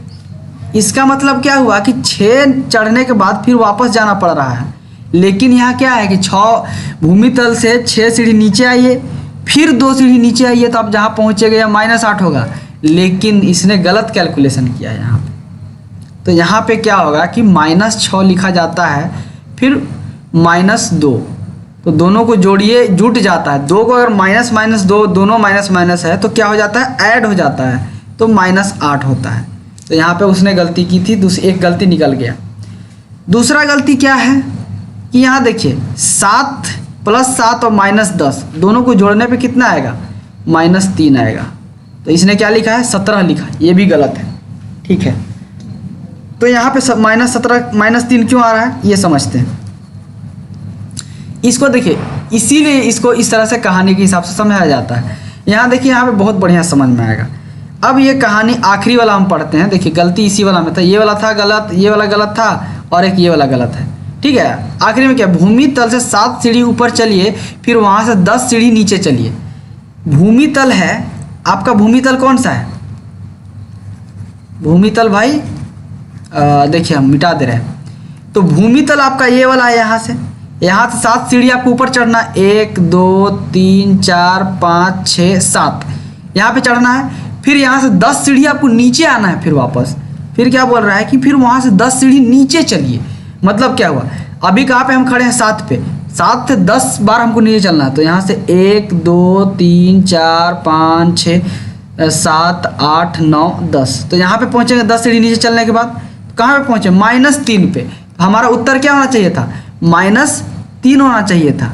तो यहाँ से क्या सीख मिलता है कि जब भी +7 + -10 इस तरह से संख्या आपको दे दिया जाएगा, आपको देखिए, आपको जब भी सवाल दिया जाएगा तो आपको ऐसे सीढ़ी नहीं दिया जाएगा, आपको ये वाला चीज़, यहाँ जो चीज़ लिखा हो इस चीज़ को दिया जाएगा। आपको बोल देगा कि भाई इसका भिन्न जोड़ निकालें। तो अगर आप इसको निकालिएगा तो यहाँ 7 - 10 होता है। मतलब एक यहाँ पे देख रहे हैं घटाव का चिन्ह है, यहाँ पे जोड़ का चिन्ह है। जब भी ऐसा रहे घटाओ और जोड़ का चिन्ह रहे, आपको क्या करना है, घटाना है। तो घटाइए, अगर 10 में से 7 को घटाइए तो कितना आएगा, 3 आएगा, ठीक है। और यहाँ पे चिन्ह देखिएगा कि 10 के आगे मतलब जो संख्या है, सबसे बड़ी संख्या जो है उसके आगे कौन सा चिन्ह है, तो यहाँ देखिए 10 के आगे कौन सा चिन्ह है, माइनस चिन्ह है, और 7 के आगे प्लस चिन्ह है। तो दोनों में 10 और 7 में बड़ा कौन है, 10 और 7 में बड़ा कौन है, बड़ा है 10। तो 10 के आगे चिन्ह माइनस है तो यहाँ पे माइनस लगाना पड़ेगा, ठीक है। इस तरह से जोड़ किया जाता है। यहाँ तक समझ में आ गया, कोई दिक्कत नहीं है। आगे चलते हैं, दूसरी कहानी में चलते हैं। आपको फिर प्रयास करने के लिए दिया गया कि भूमि पर क्षैतिज संख्या रेखा के रूप में एक आकृति खींचे जैसा कि नीचे दर्शाया गया है। उपरोक्त उदाहरण के में दिए प्रश्नों की ही तरह कुछ प्रश्न बनाइए और फिर उन्हें अपने मित्रों से हल करने के लिए। एकदम कहानी है, आपको इस तरह से दिया गया है, सेम मतलब कर लीजिएगा ये कहानी, ठीक है। अभी देखिए अगला सवाल क्या आता है। अगला और एक खेल है। तो देखिए जो गणित होता है ना, वो खेल होता है। क्या होता है, खेल होता है। किसका खेल होता है, संख्याओं का खेल होता है। भाई गणित जो है वो संख्याओं का खेल है। इस खेल को समझते हैं। तो इस खेल में क्या है, देखिए इस खेल में क्या है कि आपको एक पट्टा लेना है। कैसा पट्टी लेना है भाई, ऐसा पट्टी लेना है जिसमें +25 से लेके -24 तक पूर्णांक लिखे हों। तो यहाँ देखिए, यहाँ पे 0 है, इधर से आगे चलिएगा तो यहाँ 25 तक, इधर आगे चलिएगा तो ऐसा करते हैं 25 तक पहुँचिएगा, इधर से इधर चलिएगा तो -25 तक पहुँचिएगा, ठीक है। ये आपका लिखा हुआ है, चिन्ह लिखा हुआ है। अब आपको करना क्या है, देखिए इस कहानी को आप पढ़ लीजिएगा खुद से, मुझे मालूम है इसीलिए मैं बता दे रहा हूँ करना क्या है इस कहानी में। तो आपने लूडो कभी खेला होगा तो दो डाइस लेना है आपको, ठीक है। एक डाइस में क्या होना चाहिए कि आपको इस तरह से संख्या लिखा होना चाहिए। एक डाइस में संख्या लिखा होना चाहिए, दूसरा डाइस में क्या लिखा होना चाहिए, चिन्ह रहना चाहिए। किसका चिन्ह, धनात्मक और ऋणात्मक का चिन्ह होना चाहिए, ठीक है। अब यहाँ पे समझिए क्या करना है। तो आप अपने मित्र को बुलाइए, भैया चल भाई चल एक खेल खेलते हैं। मित्र को बुला लीजिए, बोलिए खेल खेलते हैं। अभी आपको करना क्या है कि जो ये दोनों डाइस जो है इसको एक साथ चलना है। जैसे कि देखिए यहाँ पे एक साथ इसको चले तो इसमें ऊपर क्या आया, 3 आया, और इसके ऊपर क्या आया, घटाव का चिन्ह आया। तो मतलब क्या हुआ कि जब ऐसा रहे 3 आया और घटाव का चिन्ह रहे तो आपको 0 से लेके 3 पीछे जाना है, ठीक है, -3 तक जाना है यहाँ पे। तो आपका गोटी यहाँ पे आ गया। अगर ये वाला आता है 5 आता है और जोड़ का चिन्ह आता है तो आपको किधर चलना है, यहाँ से 0 से लेके 5 तक चलना है। तो आपका गोटी यहाँ पे आ जाएगा। अब अगर जो -25 तक सबसे पहले पहुँचता है वो हार जाता है, ठीक है, और जो +25 तक सबसे पहले पहुँचता है वो जीत जाता है। तो ये खेल को खेलना है। अभी देखिए यहाँ पे क्या होता है कि अगर आप चल रहे हैं, खेल रहे हैं, आपने क्या किया कि ये गोटी चला डाइस, तो पहली बार में कितना आया, एगो में जोड़ आया और 5 आया, तो 5 पे आपका गोटी आ गया। दूसरी बार आप चले तो दूसरी बार में कौन सा आ गया, ये वाला आ गया, 3 आया और माइनस का चिन्ह आ गया। तो आपको 3 पीछे चलना है। तो मान लीजिए यहाँ से 1 2 3, यहाँ पे आपको गोटी फिर वापस करना पड़ेगा। फिर चलिए तो फिर कुछ और आएगा, उस तरह से आपको करना है। तो यहाँ पे इस खेल का ये बहुत साधारण खेल है। इसमें यही करना है कि अगर जब भी ये माइनस चिन्ह आ जाए और उसके साथ कोई संख्या जो भी आए तो उतना आपको पीछे चलना है, जहाँ भी है उससे पीछे चलना है। और अगर प्लस चिन्ह आ जाए तो उससे आगे चलना है, प्लस की ओर चलना है, ठीक है, +25 की ओर चलना है जब भी प्लस है, और माइनस है तो -25 की ओर चलना है। यही खेल है, ठीक है। तो अब इसको एक बार पढ़ लीजिएगा, समझ में आ जाएगा, ठीक है। एक खेल और है। इसमें क्या है कि आपको पत्ते ले लेने हैं, ठीक है, आपको पत्ते ले लेने हैं। उसमें इस तरह से लिखा हुआ है, ठीक है। तो आपको पत्ते ले लेने हैं, जैसे कि एक में +1 +2 +3 इस तरह से लिखा, -1 -2 -3 लिखा हुआ है। तो इसको आपको सबको मिला देना है, आपको एक तरह से एकदम जैसे ताश का पत्ता होता है उस तरह से मिला देते हैं, फेंट देते हैं एक में। उसके बाद आप क्या करते हैं, बांट देते हैं। तो जिसके पास जो संख्या आएगा उसको आपको जोड़ देना है। तो मान लीजिए कि किसी के पास आया +3 +2 +6, तो कितना हो गया, 11 हो जाएगा, ठीक है। उसी तरह से मान लीजिए किसी के पास आया -5 +3 और +1, तो कितना आया भाई, -5 आया +3 आया +1 आया। तो क्या कीजिएगा इसमें, तो इसको क्या करना है आपको कि आपको देखिए ये जो संख्या है जोड़ वाला, इसको जोड़ देना है। तो -5 +4 हो गया कि नहीं, 3 के आगे संख्या जोड़ है और 2 के 3 के आगे और 2 1 के आगे, दोनों के आगे जोड़ की संख्या है। तो +4 हो गया। अब बराबर, अब हम क्या बोले थे, जब भी माइनस और प्लस रहे तो वो क्या करना, माइनस करना है, मतलब घटाना है।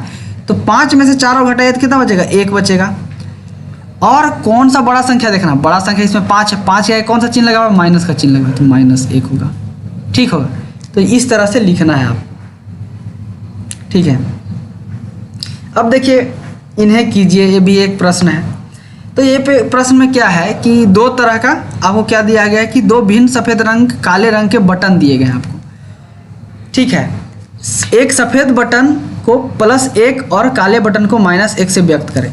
तो जो सफ़ेद बटन है उसको आप +1 मान लें और जो काला बटन है उसको -1 मान लें। ठीक है, एक सफ़ेद बटन +1 और काले बटन -1 का युग्म 0 व्यक्त करेगा, अर्थात अगर 1 जोड़ -1 हो तो 0 आएगा। अभी बहुत सिंपल सा खेल है, इसमें कुछ नहीं करना है आपको। यहाँ पे देखिए इसमें कितना सफ़ेद बटन है, 1 2 3 4 5 है। तो क्या हुआ, एक सफ़ेद बटन हम कितना मानते हैं, +1 मानते हैं, तो टोटल कितना हो गया, 5 हो गया। उसी तरह से काला बटन जो होता है किसको दिखाता है, -1 को। तो यहाँ पे -1 जोड़ -1 जोड़ -1, तो कितना हो जाएगा, तीनों को आप जोड़ दीजिए।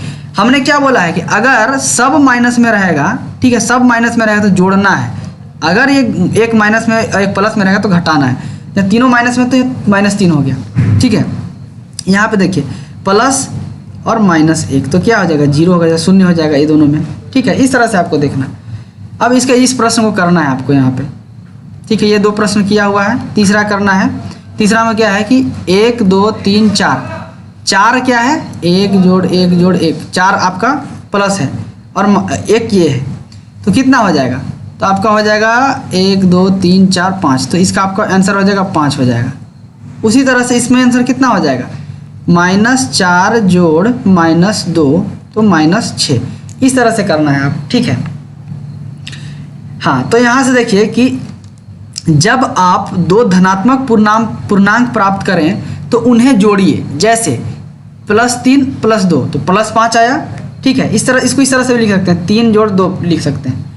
जब आप 2 ऋणात्मक पूर्णांक प्राप्त करें तो भी उन्हें जोड़िए। अगर दोनों ऋणात्मक पूर्णांक हो गया, मतलब दोनों में घटाव का चिन्ह हो गया, तब वो कर जोड़िए, परंतु उत्तर में ऋण चिन्ह लगाइए। जैसे कि देखिए -1 -2 और -1 2 संख्याएं हैं। ठीक है, दोनों ऋणात्मक हैं भाई, लेकिन अगर दोनों ऋणात्मक हो गया तो दोनों को क्या करना है, जोड़ना है, और चिन्ह कौन सा लगाना है, माइनस का चिन्ह लगाना है। ठीक है, तो उसी तरह से इसका प्रयास कीजिए, ज्ञात कीजिए, हमको कमेंट करके बताइए समझ में आता है तो, नहीं आता है तो फिर से बताइए। ठीक है, ठीक है। अब यहाँ पे क्या हुआ है कि अब इन्हीं बटनों की सहायता से एक धनात्मक पूर्णांक और एक ऋणात्मक पूर्णांक को जोड़िए, बटनों को युग्मों से हटाइए, अर्थात सफ़ेद बटन और काले बटन को एक साथ लेकर हटाइए।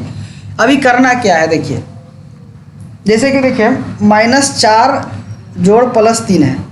ठीक है, तो -4 का मतलब क्या होगा, 4 काला बटन है, 4 गो, और उसी तरह से 3 गो ये बटन है। ठीक है, आपको करना क्या है, आपको इसको जोड़ना है। ठीक है, तो 3 सफ़ेद बटन हो गया, 4 काला बटन हो गया, तो इसको आप इस तरह से भी लिख सकते हैं, है कि नहीं। -4 को -1 जोड़ -3 लिख सकते हैं, और ये +3 हो गया यहाँ पे। ठीक है, मतलब क्या हुआ कि ये -3 और +3 को एक साथ लिख सकते हैं, तो यहाँ के एक जोड़ी बना दिए आप। जब भी दोनों को जोड़ी बनाया तो इसका क्या होगा, 0 आ जाएगा, ये वाला टोटल 0 आ जाएगा आपका। ठीक है, अब क्या कर रहे हैं कि -1 बच गया भाई, -1 आपका आंसर हो जाएगा। ठीक है, इस तरह से लिख सकते हैं। इस तरह से ये भी हो जाएगा, +4 है -3 है तो 4 गोटी है, फिर इस तरह से अरेंज कीजिए।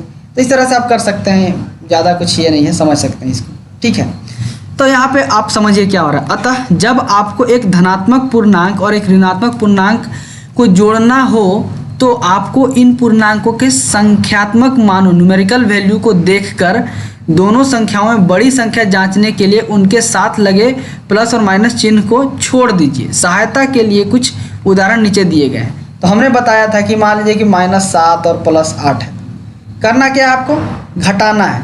घटाने के बाद कितना आएगा, 1 आएगा। ठीक है, तो +1 होगा, तो हम प्लस लगाएं चाहे नहीं लगाएं कोई बात नहीं। क्यों, क्योंकि जो 8 है इसके आगे क्या है, प्लस का चिन्ह लगा हुआ है, बड़ी संख्या है। ठीक है, यहाँ पे देख सकते हैं +5 -8, इसको हम इस तरह से लिख सकते हैं +5 -8 को इस तरह से लिख सकते हैं -5 और -3 लिख सकते हैं। अब ये दोनों क्या हो गया, कैंसिल हो गया, तो कितना बचा, -3 बचा है, तो ये उत्तर हो जाएगा। इस तरह से आप लिख सकते हैं।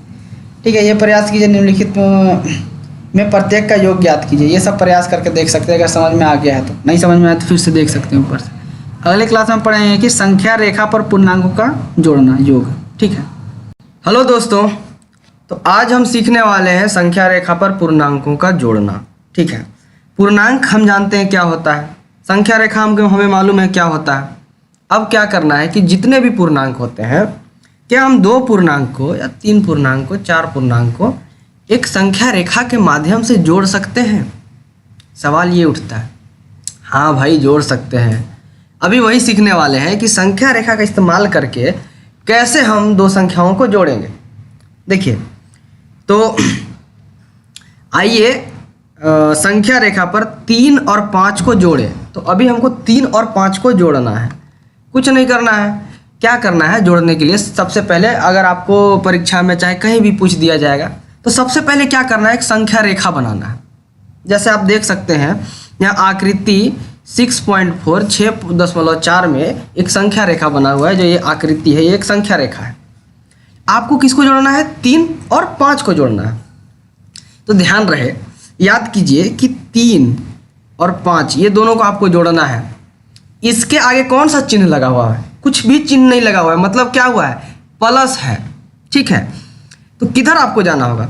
तो आप एक काम कीजिए, 0 में एकदम खड़ा हो जाइए। यहाँ पे, यहाँ से 3 कदम इधर चलना है। किधर चलना है?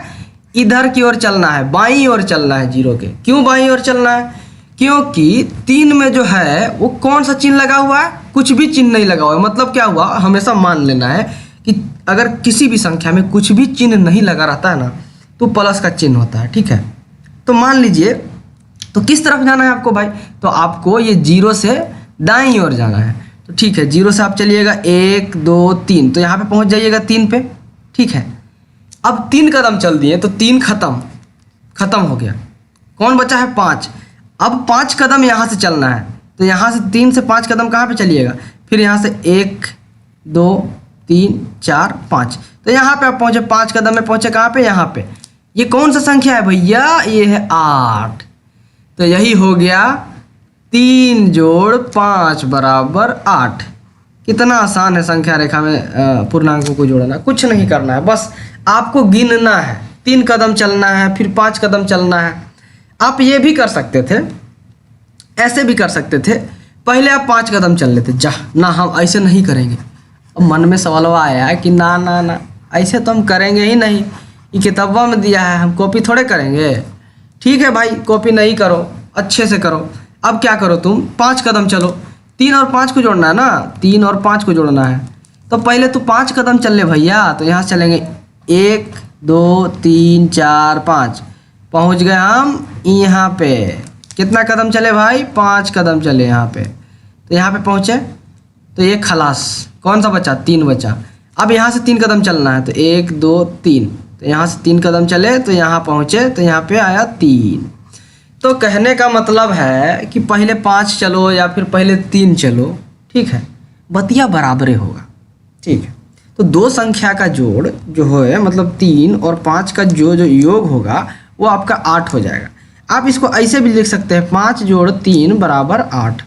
ठीक है, बतिया बराबर है। तो यहाँ पे आप देख लिए कि 2 संख्याओं का जोड़, 2 पूर्णांकों का जोड़ कैसे किया जाता है, संख्या रेखा के माध्यम से। अगला उदाहरण भी देख लेते हैं।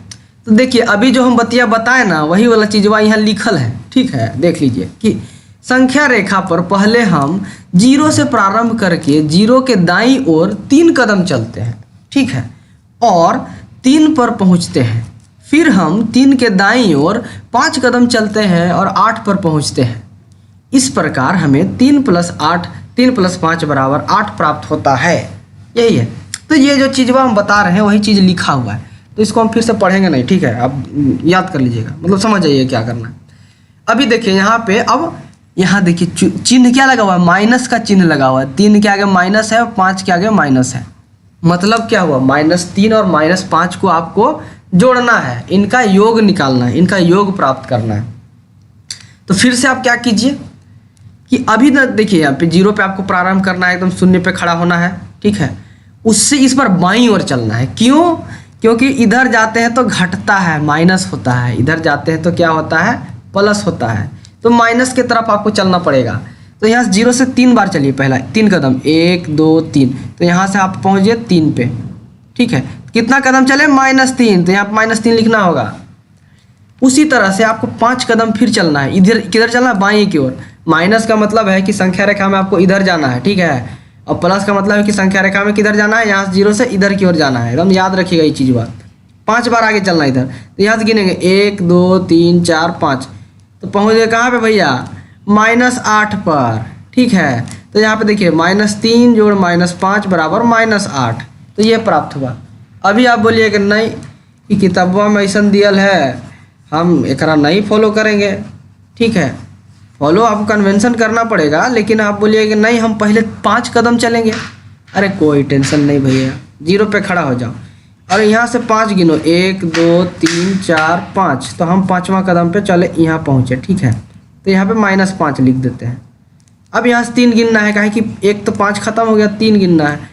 1 2 3 कदम चलिए। आप आगे किधर से भी चलिए, -3 यहाँ पे हुआ, किधर से चलिए बत्तियाँ बराबर होगा, आप पहुँचिएगा एक ही जगह वहाँ पे, ठीक है। तो इसका जो योग होगा -8 होगा। एकदम समझ में आ गया, आया कि नहीं, एकदम आ गया, मज़ा आ गया नहीं, ठीक है। ज़्यादा ये नहीं करना है, एकदम बनाते रहना है मज़े से, ठीक है। ठीक है, ये तो समझ लिए। अब देखिए, अब एक स्थिति आ गया। मान लीजिए -5 नहीं +5 और -3 को जोड़ना है। तब कैसे जोड़िएगा भैया? अरे यार ये बहुत ही आसान है। क्या करना है, देखिए +5 दिया हुआ है तो 0 आपको, तब देखिए हमेशा आपको 0 से शुरू करना है, ठीक है। कहीं से नहीं, कहाँ शुरू करना है भैया, 0 से। हाँ 0 से। अभी आप फिर 0 पे खड़ा हो जाइए। +5 दिया हुआ है ना, तो +5 दिया हुआ है तो किधर चलना रहता है, दाईं ओर चलना रहता है। तो यहाँ से गिनिए 1 2 3 4 5। तो आप यहाँ पे पहुँच गए 5 पर, ठीक है। 5 पर पहुँचे, +5। अब क्या करना है कि -3। तो माइनस जब भी रहता तब किधर चलना रहता है, दाईं ओर चलना रहता है। तो यहाँ से 3 इधर गिनिए, इस साइड 3 गिनना है आपको, 1 2 3। तो आप यहाँ से वापस आइएगा तो यहाँ पे पहुँचिएगा। तो यहाँ पे आपको -3 चले, ठीक है। यहाँ पे तो कौन सी जगह पहुँचे आप, 2 पे पहुँचे। तो इसका उत्तर क्या हो जाएगा, 2 हो जाएगा। तो यहाँ पे देखिए +5 जोड़ -3 बराबर 2, ठीक है। एकदम ऐसे करना है, कुछ नहीं करना है, एकदम आसान चीज़ वह है। ज़्यादा हार्ड चीज़ नहीं दिया हुआ है इसमें। संख्या रेखा का इस्तेमाल करना बहुत ही आसान होता है, ठीक है। तो आराम से कीजिएगा तो समझ में आ जाएगा। यहाँ पे देखिए -5 है और +3 है। क्या करना है, आपको 5 बार इधर चलना है। किधर चलना, -5 मतलब 0 से खड़ा होना है शून्य पे, वहाँ से किधर, बाईं ओर चलना है। तो 1 2 3 4 5। तो यहाँ पे पहुँचे ससुरा, यहाँ पे पहुँच गए। 5 बार चले तो -5 यहाँ पे लिखना है। 5 मत लिखिएगा, 5 लिखिएगा इसे दिखाइएगा तो गलत हो जाएगा। काहे कि अगर 5 लिख रहे तो इधर चलना है। ये बताता है कि आप 5 कदम चले हैं, किधर, बाईं ओर चले हैं। इसका मतलब ही हुआ -5 का मतलब, ठीक है। अभी +3 है। +3 में क्या होगा कि इधर से चलना होगा, इस साइड। किधर चलना होगा आपको, बाईं साइड चलना होगा। तो यहाँ से 1 2 3, तो इधर से वापस इधर चल लें। तो कहाँ पे पहुँचे भैया, -2 पे। तो -2 आपका उत्तर हो, ये रहा आपका सही उत्तर, ठीक है। ज़्यादा कुछ करना नहीं है, यही सब चलते रहना है। वही चीज़ यहाँ पे लिखा हुआ है, आप पढ़ लीजिएगा, कोई दिक्कत नहीं है, एकदम टेंशन का बात नहीं। -3 -5 और +3, उत्तर क्या हुआ आपका, -2 हो गया, ठीक है। ये आकृति 6.7 के माध्यम से बताया गया है। यहाँ पे सब चीज़ बता दिया गया। हाँ देखिए यहाँ पे कुछ सवाल दिया गया है, प्रयास कीजिए। आप लोग प्रयास नहीं करते हैं, आप लोग कमेंट कुछ कर नहीं रहे हैं, ठीक है। यहाँ से जो भी आंसर आता है इसका ये सब कमेंट करके हमको सब बताइए तो फटाफट एकदम, ठीक है। ठीक है, अभी देखिए अगला सवाल क्या होता है कि आइए 3 और -3 को जोड़े। तो फिर वही चीज़ करना है। क्या करना है कि आपको शून्य पे खड़ा होना है। शून्य पे खड़ा हुए, फिर इधर से +3 कदम इधर चले, 1 2 3। तो यहाँ पे पहुँचे, तो यहाँ पे +3 हो गया। फिर इधर से वापस गए, मतलब इधर -3 है तो वापस गए यहाँ पे, तो अब फिर से शून्य पे पहुँच गए, ठीक है। देखिए ये बहुत ही बढ़िया चीज़ है यहाँ पे।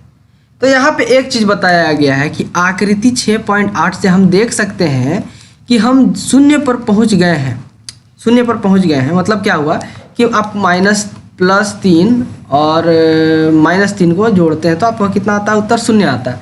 मतलब जहाँ से चलते हैं फिर वहीं पे वापस आ जाते हैं। ठीक है, कहने का मतलब ये हुआ। अतः 3 जोड़ माइनस 3 बराबर कितना है, शून्य है। इसी प्रकार यदि हम 2 और माइनस 2 को जोड़े तो हमें 0 प्राप्त होता है। ठीक है, इस प्रकार संख्या युग्मों और युग्मों 3 और माइनस 3, 2 और माइनस 2 इत्यादि संख्याओं को जोड़ने पर 0 प्राप्त होता है। ऐसी संख्याएं एक दूसरे के योज्य प्रतिलोम या फिर एडिटिव इन्वर्स कहलाती है।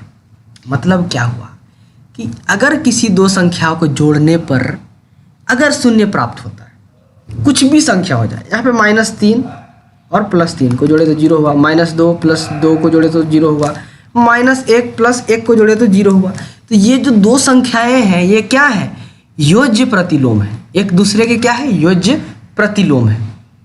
तो ये याद रखिएगा कि जब भी पूछा जाए कि योज्य प्रतिलोम होता क्या है, अरे भाई किसी भी दो संख्या को जोड़े तो दोनों संख्या अगर जुड़ के 0 हो गया तो वो दोनों संख्या क्या कहलाएगा, योज्य प्रतिलोम कहलाएगा। किसका, एक दूसरे का योज्य प्रतिलोम, एडिटिव इनवर्स इसको बोलता है सीबीएसई बोर्ड वाला सब। ठीक है, ठीक है।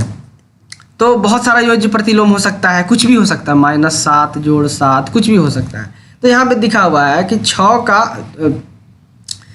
का योज्य प्रतिलोम क्या है भैया, 6 का योज्य प्रतिलोम क्या होगा, -6 होगा कि नहीं, काहे कि 6 और -6 को जोड़िएगा तब 0 आएगा। उसी तरह से -7 का योज्य प्रतिलोम क्या होगा, -7 जोड़ 7 इक्वल्स टू 0। तो -7 का योज्य प्रतिलोम क्या हो गया, 0 हो जाएगा। ठीक है, ये सब बहुत ही सरल सरल क्वेश्चन है, ये सब बनाइएगा एकदम। ठीक है, प्रैक्टिस कीजिए, थोड़ा मजा आएगा। उदाहरण दिया हुआ है कि संख्या रेखा का प्रयोग करते हुए वह पूर्णांक लिखिए जो -1 से 4 अधिक है। अरे बहुत आसान है भैया, -1 से 4 अधिक होना है ना, और 3 से 5 कम है। अरे कुछ नहीं करना है आपको।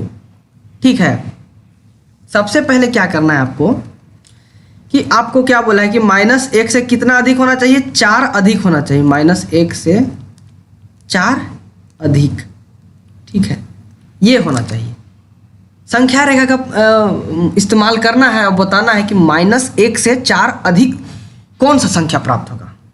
देखिए, आपको जब भी ऐसा बोला जाएगा तो सबसे पहले कहाँ पे खड़ा होना है, -1 पे खड़ा हो जाइए। ठीक है, संख्या रेखा बना लीजिए और -1 पे खड़ा हो जाइए। -1 से 4 अधिक कहने का मतलब क्या हुआ, जब भी 4 अधिक कहने को बोलेगा तो आपको किधर चलना है, बाईं ओर चलना है।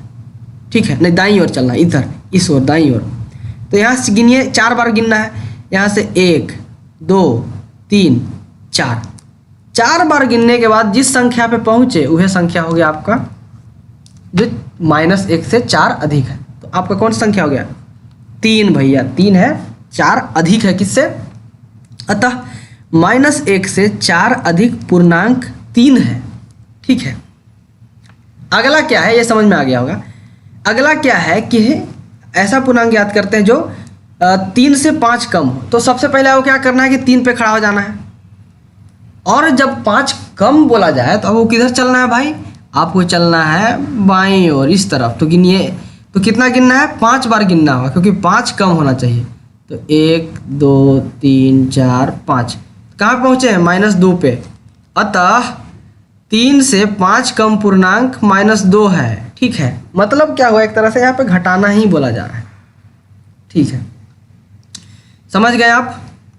देखिए कुछ और उदाहरण दिया हुआ है कि योग -9 जोड़ 4 जोड़ -6 जोड़ +3 का ज्ञात कीजिए। इसका आपको योग ज्ञात करना है। तो कैसे योग ज्ञात कीजिएगा, बहुत ही आसान है योग ज्ञात करना। आप क्या कीजिए कि जो एक तरह का चिन्ह है ना जिसमें, उसको एक जगह ले आइए। जैसे यहाँ पे देखिए -9 और -6 दोनों को एक जगह ले आया कि नहीं, -9 -6 एक जगह लिख दिया, और +4 और +3 वाला को एक जगह लिख दिया यहाँ पे और यहाँ पे। ठीक है, अब ये दोनों को अगर जोड़ा जाए तो कितना आता है, 7 आता है।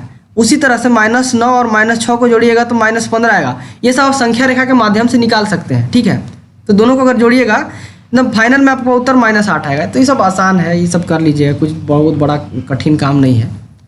कोई दिक्कत होगा तो कमेंट करके पूछ लीजिएगा। ठीक है ना। उसी तरह से इसका मान ज्ञात करना 30 जोड़ माइनस 23 जोड़ माइनस 63 प्लस 55, तो इसको जोड़िए आपको उत्तर प्राप्त होगा। तो संख्या रेखा के माध्यम से भी कर सकते हैं, ऐसे भी कर सकते हैं, जैसे मन करे वैसे कर सकते हैं। बेसिकली यहाँ पे क्या करना है आपको, जो सेम तरह तरह का जो भी चिन्ह है ना उसको जोड़ते जाइए एकदम, ठीक है। ये चिन्ह को जोड़ते जाइए। इसमें भी देखिए ये चिन्ह सेम है इसमें और इसमें सेम है, माइनस माइनस दोनों में है, तो एक जगह लिख दीजिए, उसके बाद आपको जोड़ने में आसानी होगा, इसीलिए ऐसा लिख रहे हैं, ठीक है। ठीक है, आपको अगर यहाँ तक समझ में आ गया है तो अगर इधर जितना भी अभी तक पढ़ा है यहाँ तक अगर समझ में आ गया है तो इसका जो प्रश्नावली 6.2 का जो भी सवाल है एक भी नहीं छूटेगा, ठीक है। अगर छूट जाता है, नहीं बना पाते हैं, मतलब आप नहीं समझे, वीडियो को फिर से देखिए, ठीक है, बार बार देखिए और सारे प्रश्नों का उत्तर दीजिए। बहुत ही सरल प्रश्न है, कोई बहुत बड़ा तोप नहीं है, मज़ा आ जाएगा बना के, ठीक है, और एंजॉय कीजिए। तो आज हम पढ़ने वाले हैं इस जो अध्याय है इसका आखिरी टॉपिक है, लास्ट टॉपिक है, ठीक है। तो लास्ट टॉपिक क्या है कि संख्या रेखा की सहायता से पूर्णांकों का व्यवकलन घटाना। कल हम पिछली टॉपिक में पढ़े थे कि क्या कर रहे थे कि संख्या रेखा की सहायता से किसी भी पूर्णांक को हम जोड़ते थे, ठीक है, योग निकालते थे। आज क्या करना है, आज व्यवकलन कर रहे हैं, मतलब उसको घटा रहे हैं, दो संख्या, एक पूर्णांक से दूसरे पूर्णांक को हम घटा रहे हैं। जैसे कि अगर 6 माइनस 2 करेंगे तो आ जाएगा 4, 5 माइनस 4 करेंगे तो आ जाएगा 1। ये सब काम हम किताब में कॉपी में लिख के करते हैं, ठीक है। यही काम हमको कैसे करना है, संख्या रेखा में दिखाना है हमको। मान लीजिए इसे संख्या रेखा है, अब तो याद होगा संख्या रेखा क्या है, 1 2 3 4, ऐसे इस तरह से संख्या रेखा है, ठीक है। इसके माध्यम से हम किसी भी संख्या को घटाएंगे तो ये समझेंगे, ठीक है। तो आप क्या पढ़े थे, हम लोग पिछली कक्षा में पढ़े थे कि क्या होता है कि अगर मान लीजिए कि 6 और 2 को जोड़ा जाए, अगर इसका योग निकाला जाए तो मान लीजिए कि 6 और 4 को जोड़ना है संख्या रेखा पे, तो अब क्या करते थे कि मान लीजिए 6 पे खड़ा हो गए, ठीक है, यहाँ पे 6 पे खड़ा होना है, यहाँ से 2 कदम आगे चलना है, तो सीधा 2 कदम आगे चलिएगा तो यहाँ पे पहुँचेगा, तो 8 पे पहुँच जाइएगा, ठीक है। तो 6 और 4 को जोड़ा जाए तो 8 आता है, ये आता है कि नहीं, देखिए। या फिर दूसरा तरीका क्या है भाई, दूसरा तरीका ये भी है कि आप 2 पे खड़े हो जाइए। मान लीजिए कि आप 2 पे खड़े हो गए, यहाँ से 6 कदम चलना है, तो 1 2 3 4 5 6 कदम चलिएगा तो कहाँ पहुँचेगा, 8 पे पहुँचिएगा। तो अब कुछ भी कर सकते हैं, यहाँ पे 6 से शुरू कर सकते हैं या फिर 2 से शुरू कर सकते हैं, कुछ भी कर सकते हैं। अगर तो यहाँ पे करना हमेशा याद रखिएगा कि अगर 2 से शुरू कीजिएगा तो 6 कदम आगे बढ़ना होगा, और अगर 6 से शुरू कीजिएगा तो आपको 2 कदम आगे बढ़ना होगा, ठीक है। मर्जी आपकी, जैसे मन वैसे कर लो, कोई प्रॉब्लम नहीं है, ठीक है। अभी यहाँ पे समझिए एक बात कि हमने यह भी देखा था कि संख्या रेखा पर 6 और -2 को जोड़ने के लिए हम 6 से प्रारंभ कर सकते हैं तथा फिर उसके बाईं ओर 2 कदम चल सकते हैं। हम 4 पर पहुंच जाते हैं, अतः 6 जोड़ -2 बराबर 4 प्राप्त होता है। देखिए ये वाला आपका हो गया धनात्मक संख्या, मतलब इसके सामने कौन सा चिन्ह लगा हुआ है, कुछ भी चिन्ह नहीं लगा हुआ, मतलब क्या हुआ, +6 है, मतलब प्लस चिन्ह है, ऐसे बोल सकते हैं इसको। ये आपका ऋणात्मक संख्या हो गया, -2 ऋणात्मक संख्या, ठीक है। अगर इन दोनों को जोड़ते हैं तो ये जो माइनस चिन्ह अगर किसी में लग रहा है तो आप संख्या रेखा में जब भी अगर 2 कदम आपको चलना है तो किधर चलिएगा, बाईं ओर चलिएगा संख्या रेखा से। तो अगर ये दोनों को जोड़ा जाए, 6 और -2 को जोड़ा जाए, तो क्या करना है भाई, आपको कहाँ पे खड़ा होना है, 6 पे खड़ा होना है। हाँ ठीक है, 6 पे खड़े हो गए। 6 पे खड़े होके अगर 2 क्या है, 2 कदम आपको चलना है, लेकिन माइनस की तरफ चलना है, मतलब बाईं ओर की तरफ चलना है। तो यहाँ से 2 कदम चलेगा तो यहाँ पहुँचेगा 4 पे पहुँच गया। तो ये दोनों का जो योगफल हुआ आपका, 6 और -2 का योगफल, वो कितना हुआ भाई, 4 हुआ, ठीक है। तो यहाँ से मतलब निष्कर्ष क्या निकला, हमें क्या निष्कर्ष निकला कि इस प्रकार हम पाते हैं कि एक धनात्मक पूर्णांक के लिए हम संख्या पर दाईं ओर चलते हैं तथा ऋणात्मक पूर्णांक के लिए पूर्णांक को जोड़ने के लिए हम संख्या के बाईं ओर चलते हैं। तो सिंपल सा बात है, ये बात हम पहले बता चुके हैं। अगर आप इस वीडियो को पहली बार देख रहे हैं तो पिछले वाला वीडियो देख लीजिए, तब समझ में आएगा, ठीक है। ये बहुत कॉमन बात है, ठीक है। तो पूर्ण संख्याओं के लिए संख्या रेखा का प्रयोग करते समय भी हमने देखा था कि 6 में से 2 घटाने के लिए हम 2 कदम बाईं ओर चलते हैं। तो मान लीजिए कि 6 में से 2 घटाना भी है आपको, तो क्या करना है, 6 आप 6 पे खड़ा हो जाइए, यहाँ से 2 कम करना है आपको, मतलब पीछे चलना होगा, अब पहुँच जाइएगा 4 पे। ठीक है, ये हो गया। तो 6 - 2 बराबर 4 हो गया। हम 6 माइनस 2 के लिए क्या करेंगे? अगर मान लीजिए अभी तो हम यहाँ पे कर रहे थे 6 - 2 था, लेकिन 6 माइनस 2 है, तब इसके लिए क्या करेंगे? क्या यह संख्या रेखा पर बाईं ओर चलेंगे या दाईं ओर चलेंगे? अब बताइए, कि सोच के बताइएगा, वीडियो पॉज कीजिए, कमेंट कर दीजिए किधर चलेंगे, बाईं ओर की दाईं ओर, ये सब बता दीजिएगा आप। ठीक है, अभी यहाँ पे देखिए, अभी हमारे सामने सवाल क्या उठता है, ये देखिए, यदि हम बाईं ओर चले तो हम 4 पर पहुँचेंगे, और बाईं ओर चले, इधर चले तो हम 4 पे पहुँचेंगे। तब हमें कहना पड़ेगा कि 6 - 2 4 है, मतलब इसका वैल्यू 4 हो जाएगा, ये हमको कहना पड़ेगा। मतलब मान लीजिए कि यहाँ संख्या रेखा 6 पे खड़ा हुए, 6 से आप बाईं ओर चलिएगा तो कहाँ पहुँचेगा? 4 पे पहुँचेगा, इस जगह पे पहुँचेगा। तब आप कहिएगा कि इसका जो उत्तर होगा वो 4 होगा, ये कहना पड़ेगा आपको संख्या रेखा के माध्यम से। यह सही नहीं है। क्यों सही नहीं है? क्योंकि हमें ज्ञात है कि 6 - 2 बराबर 4 होता है, तथा 6 - 2 और 6 - 2 बराबर नहीं होता है, अतः हमें दाईं ओर चलना होगा। तो यहाँ पे देखिए, 2 चीज़ बराबर नहीं होता है। आप समझिए एक बात को, हमेशा से समझिए, आपको शायद आगे चल के पढ़ाया जाएगा या फिर आप पढ़ चुके हैं, या आप हमें मालूम नहीं है, लेकिन आपको एक बात याद रखना होगा कि 6 - 2 जो होता है वो 4 होता है। ठीक है, और 6 - 2 ये होता है 8। 8 क्यों होता है ये समझिए। यहाँ पे माइनस और यहाँ पे माइनस, दोनों का जो गुणनफल कीजिएगा, एक माइनस गुने माइनस कीजिएगा, तो ये आपका क्या आता है? प्लस आता है। ठीक है, 6 और 2 8 जोड़ दीजिएगा, ऐसे होता है, याद रखिएगा। तो आपको मालूम है कि इसका मान जो होता है ये होता है, लेकिन इसका मान 4 नहीं होता, इसका वैल्यू 4 नहीं होता है। तो आपको किधर चलना है भाई? बाईं ओर चलना है। तो यहाँ से आप 2 कदम आगे चलिए, यहाँ पे 8 पे पहुँच जाइए। तो ये हो गया 8, आपका उत्तर हो गया। ठीक है, अब यहाँ पे समझिए एक और निष्कर्ष निकल के आता है, बहुत बढ़िया निष्कर्ष निकल के आता है। आपने योज्य प्रतिलोम के बारे में पढ़ा है, योज्य प्रतिलोम के बारे में पढ़ा है, तो उससे एक निष्कर्ष निकल के आता है, उसकी सहायता से आप इसको कर सकते हैं। ठीक है, तो क्या है कि इसका अर्थ यह भी है कि जब हम एक ऋणात्मक पूर्णांक घटाते हैं तो हमें एक बड़ा पूर्णांक प्राप्त होता है। जब भी हम ऋणात्मक पूर्णांक घटाते हैं किसी पूर्णांक से, मान लीजिए कि 6 से हम घटा रहे हैं -2 को, तो ये एक ऋणात्मक पूर्णांक है। ये क्या है? ये एक ऋणात्मक पूर्णांक है। ठीक है, -2 क्या है? ऋणात्मक पूर्णांक है। तो अगर जब भी आप ऋणात्मक पूर्णांक को किसी भी पूर्णांक से घटाइएगा तो बड़ा संख्या प्राप्त होगा, बड़ा पूर्णांक प्राप्त होगा। वो कौन सा होगा? 8 होगा। इसमें, इस मामले में 8 होगा। ठीक है, इस तरह इस पर एक दूसरी प्रकार से विचार कीजिए। हम जानते हैं कि -2 का योज्य प्रतिलोम 2 है। हमने योज्य प्रतिलोम के बारे में पढ़ा था कि -2 है, इसका योज्य प्रतिलोम क्या है? 2 है।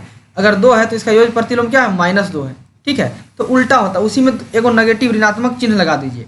ठीक है, तो उसका योज्य प्रतिलोम बन जाएगा। मान लीजिए उसी तरह से हम 5 का करते हैं, 5 का योज्य प्रतिलोम -5 हो जाएगा। अगर 1 करते हैं, 1 का योज्य प्रतिलोम -1 हो जाएगा। ये सब होगा, ये सब क्या है? योज्य प्रतिलोम है। तो ये आप जानते हैं कि नहीं? ठीक है, तो यहाँ पे सिंपल सा बात ये है कि जब भी किसी भी ऋणात्मक पूर्णांक को अगर किसी भी संख्या से घटाइएगा तो उसके योज्य प्रतिलोम को उससे जोड़ दीजिए, सिंपली बात है। तो यहाँ पे देखिए, अतः इससे ऐसा प्रतीत होता है कि 6 में से -2 के योज्य प्रतिलोम जोड़ने का अर्थ वही है जो 6 में इतना को घटाने का अर्थ है। मतलब ये हुआ, आप क्या कर रहे हैं कि 6 में आप -2 को घटा रहे हैं। ठीक है, तो इसका उत्तर कितना आता है? 8 आता है। ठीक है, कहने का मतलब क्या हुआ कि ये ऋणात्मक संख्या है।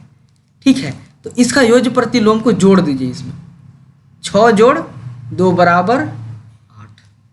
समझ में आया कि नहीं? मतलब क्या हुआ कि जो ये पहले से संख्या था, तो जो ऋणात्मक संख्या था उसका योज्य प्रतिलोम निकाल लीजिए। मतलब -2 का योज्य प्रतिलोम क्या होगा? 2 होगा, और इस योज्य प्रतिलोम को इस 6 के साथ जोड़ दीजिए। तो दोनों अगर ऐसा कीजिएगा तो आपका उत्तर सेम आएगा, यहाँ पे भी उत्तर सेम आएगा, है कि नहीं? ठीक है, तो यहाँ पे उत्तर सेम आता है, आप यहाँ पे समझ लीजिए। आइए अब 4 माइनस 4 का मान संख्या रेखा के सहायता से ज्ञात करें। हम कह सकते हैं कि -5 जोड़ 4 के बराबर है, दोनों बराबर है, क्योंकि -4 का योग प्रतिलोम 4 है।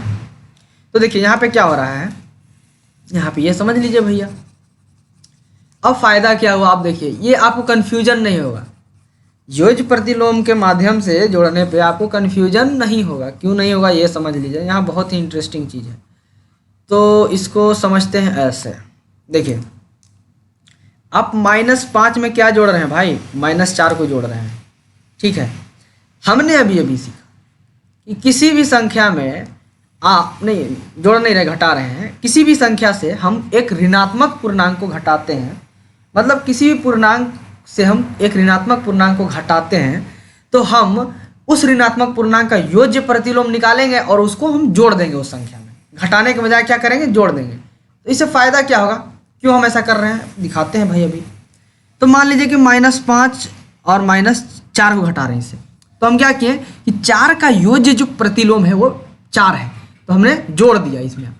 अब जोड़ दिया हमने, इस तरह से लिखा। अब इसको हम संख्या रेखा में आराम से कर सकते हैं। अब हमको क्या करना है कि ठीक है भाई, हमको -5 पे खड़ा होना है। ठीक है, यहाँ से 4 कदम चलना है, 1 2 3 4।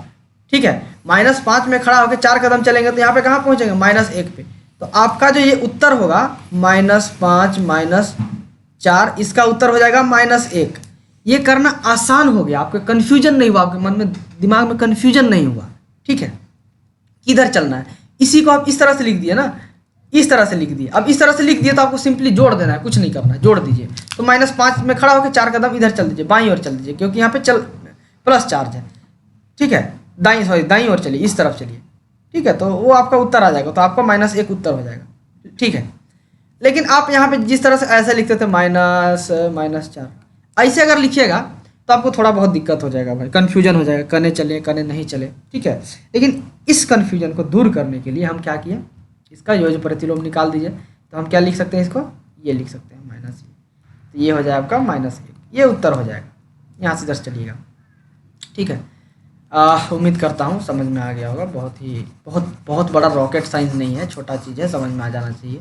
आप बस हमेशा याद रखिएगा कि योज्य प्रतिलोम क्या होता है, उसका इस्तेमाल कहाँ पे किया जाता है, यहीं पे किया जाता है। यहाँ पे आप कर सकते हैं, आराम से कर सकते हैं। ठीक है, हाँ ठीक है, एक उदाहरण दिया हुआ है। उदाहरण में क्या है कि संख्या रेखा की सहायता से -8 और -10 का मान ज्ञात कीजिए। बहुत ही आसान है, बहुत आसान है, बहुत ही आसान है। तो सबसे पहले देखिए, आप जब भी किताब में लिखिएगा तो ऐसे लिखिएगा -8 -10। ठीक है, ये लिख दिए। अब क्या कीजिएगा, -8 + 10। क्यों +10 लिखे भाई, ये ऋणात्मक संख्या है, इसका योज्य प्रतिलोम क्या होता है, 10 होता है। तो हमने क्या बोला कि जब भी आप किसी भी पूर्णांक से एक ऋणात्मक पूर्णांक को घटाइएगा, ऋणात्मक पूर्णांक का व्यवकलन कीजिएगा, तो क्या करना है, उसका योज्य प्रतिलोम निकालना है ऋणात्मक पूर्णांक का और उसमें जोड़ देना है। तो हमने यहाँ पे जोड़ दिया। अब ये चीज़ है, इसको करना बहुत आसान है, कुछ नहीं करना है, आपको -8 पे खड़ा होना है। -8 पे खड़े हो गए, यहाँ से 1 2 3 4 5 6 7 8 9 10 कदम चले आगे, तो कहाँ पे पहुँचे, 2 पे पहुँचे। तो कहने का मतलब ये हुआ कि -8 -10 बराबर 2 होता है। तो आपका जो ये उत्तर हुआ 2 हुआ। संख्या रेखा के माध्यम से बहुत ही आसानी से ये काम कर सकते हैं। ठीक है, तो बहुत ही आसान है, बहुत बड़ी चीज़ नहीं है। ठीक है, इस प्रकार एक पूर्णांक में से एक अन्य पूर्णांक घटाने के लिए यह पर्याप्त है कि घटाए जाने वाले पूर्णांक के योज्य प्रतिलोम को दूसरे पूर्णांक में जोड़ दिया जाए। तो वही चीज़ वह हम जो बोले अभी, वही चीज़ को यहाँ पे लिख दिया है, पढ़ लीजिएगा, समझ में आ जाएगा। ठीक है, एकदम समझ में आ जाएगा, मज़ा आ जाएगा। उसी तरह से अगला उदाहरण दिया हुआ है भाई, क्या दिया हुआ, -10 में से -4 को घटाएं, तो -10 हो गया, -4, इसको घटाना है। तो क्या करना होगा, इसका योज्य प्रतिलोम क्या होता है, 4, तो 4 को लिख दीजिए, तो कितना हो जाएगा, तो यहाँ पे -6 हो जाएगा। ठीक है, संख्या रेखा के माध्यम से कर सकते हैं। उसी तरह से यहाँ से 3 में से +3 को घटाइए तो -3 है, इसको हमको घटाना है +3 को, ठीक है। तो क्या करना है आपको, इसका योग प्रतिलोम लिखना है। किसका योग प्रतिलोम लिखना है? इसका, सिर्फ ऋणात्मक पूर्णांक का नहीं, धनात्मक या ऋणात्मक कुछ भी रहे उसका योग प्रतिलोम लिखना है, ठीक है। तो मान लीजिए कि -3 माइनस इसका योग प्रतिलोम क्या होगा, -3, तो कितना हो गया, -6 हो गया, ठीक है।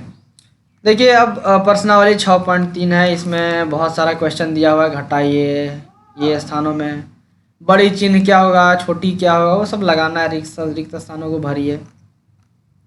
तो ये आपका जो अध्याय है होता है ख़त्म, ठीक है। अगर आपने इस अध्याय को बहुत अच्छे से सीखा है, अगर आपने मेरी वीडियो को बहुत अच्छे से देखा है, तो आपको इस प्रश्नावली को करने में कहीं भी किसी प्रकार की भी दिक्कत नहीं आने वाली। अगर दिक्कत आ रही है तो आप वीडियो को फिर से देखिए। अगर किसी पॉइंट पे आपको समझ में नहीं आ रहा है, ठीक है, आप वीडियो को दूसरी बार देखिए, तीसरी बार देखिए। अगर इतना करने के बाद भी नहीं समझ में आ रहा है तो आप कमेंट करके हमसे पूछ सकते हैं। कमेंट कीजिए, बोलिए कि यहाँ पे नहीं समझ में आया है। आप वहाँ पे टाइम बता दीजिए कि आप 6 मिनट वीडियो का, जब 6 मिनट आता है तो वहाँ पे कुछ नहीं समझना, वहाँ पे मैं फिर से समझा दूँगा। जब भी आपका कमेंट देखूँगा रिप्लाई करूँगा, ठीक है। ठीक है, तब तक के लिए धन्यवाद। मिलते हैं अगले अध्याय को लेकर के अगली कक्षा में, ठीक है।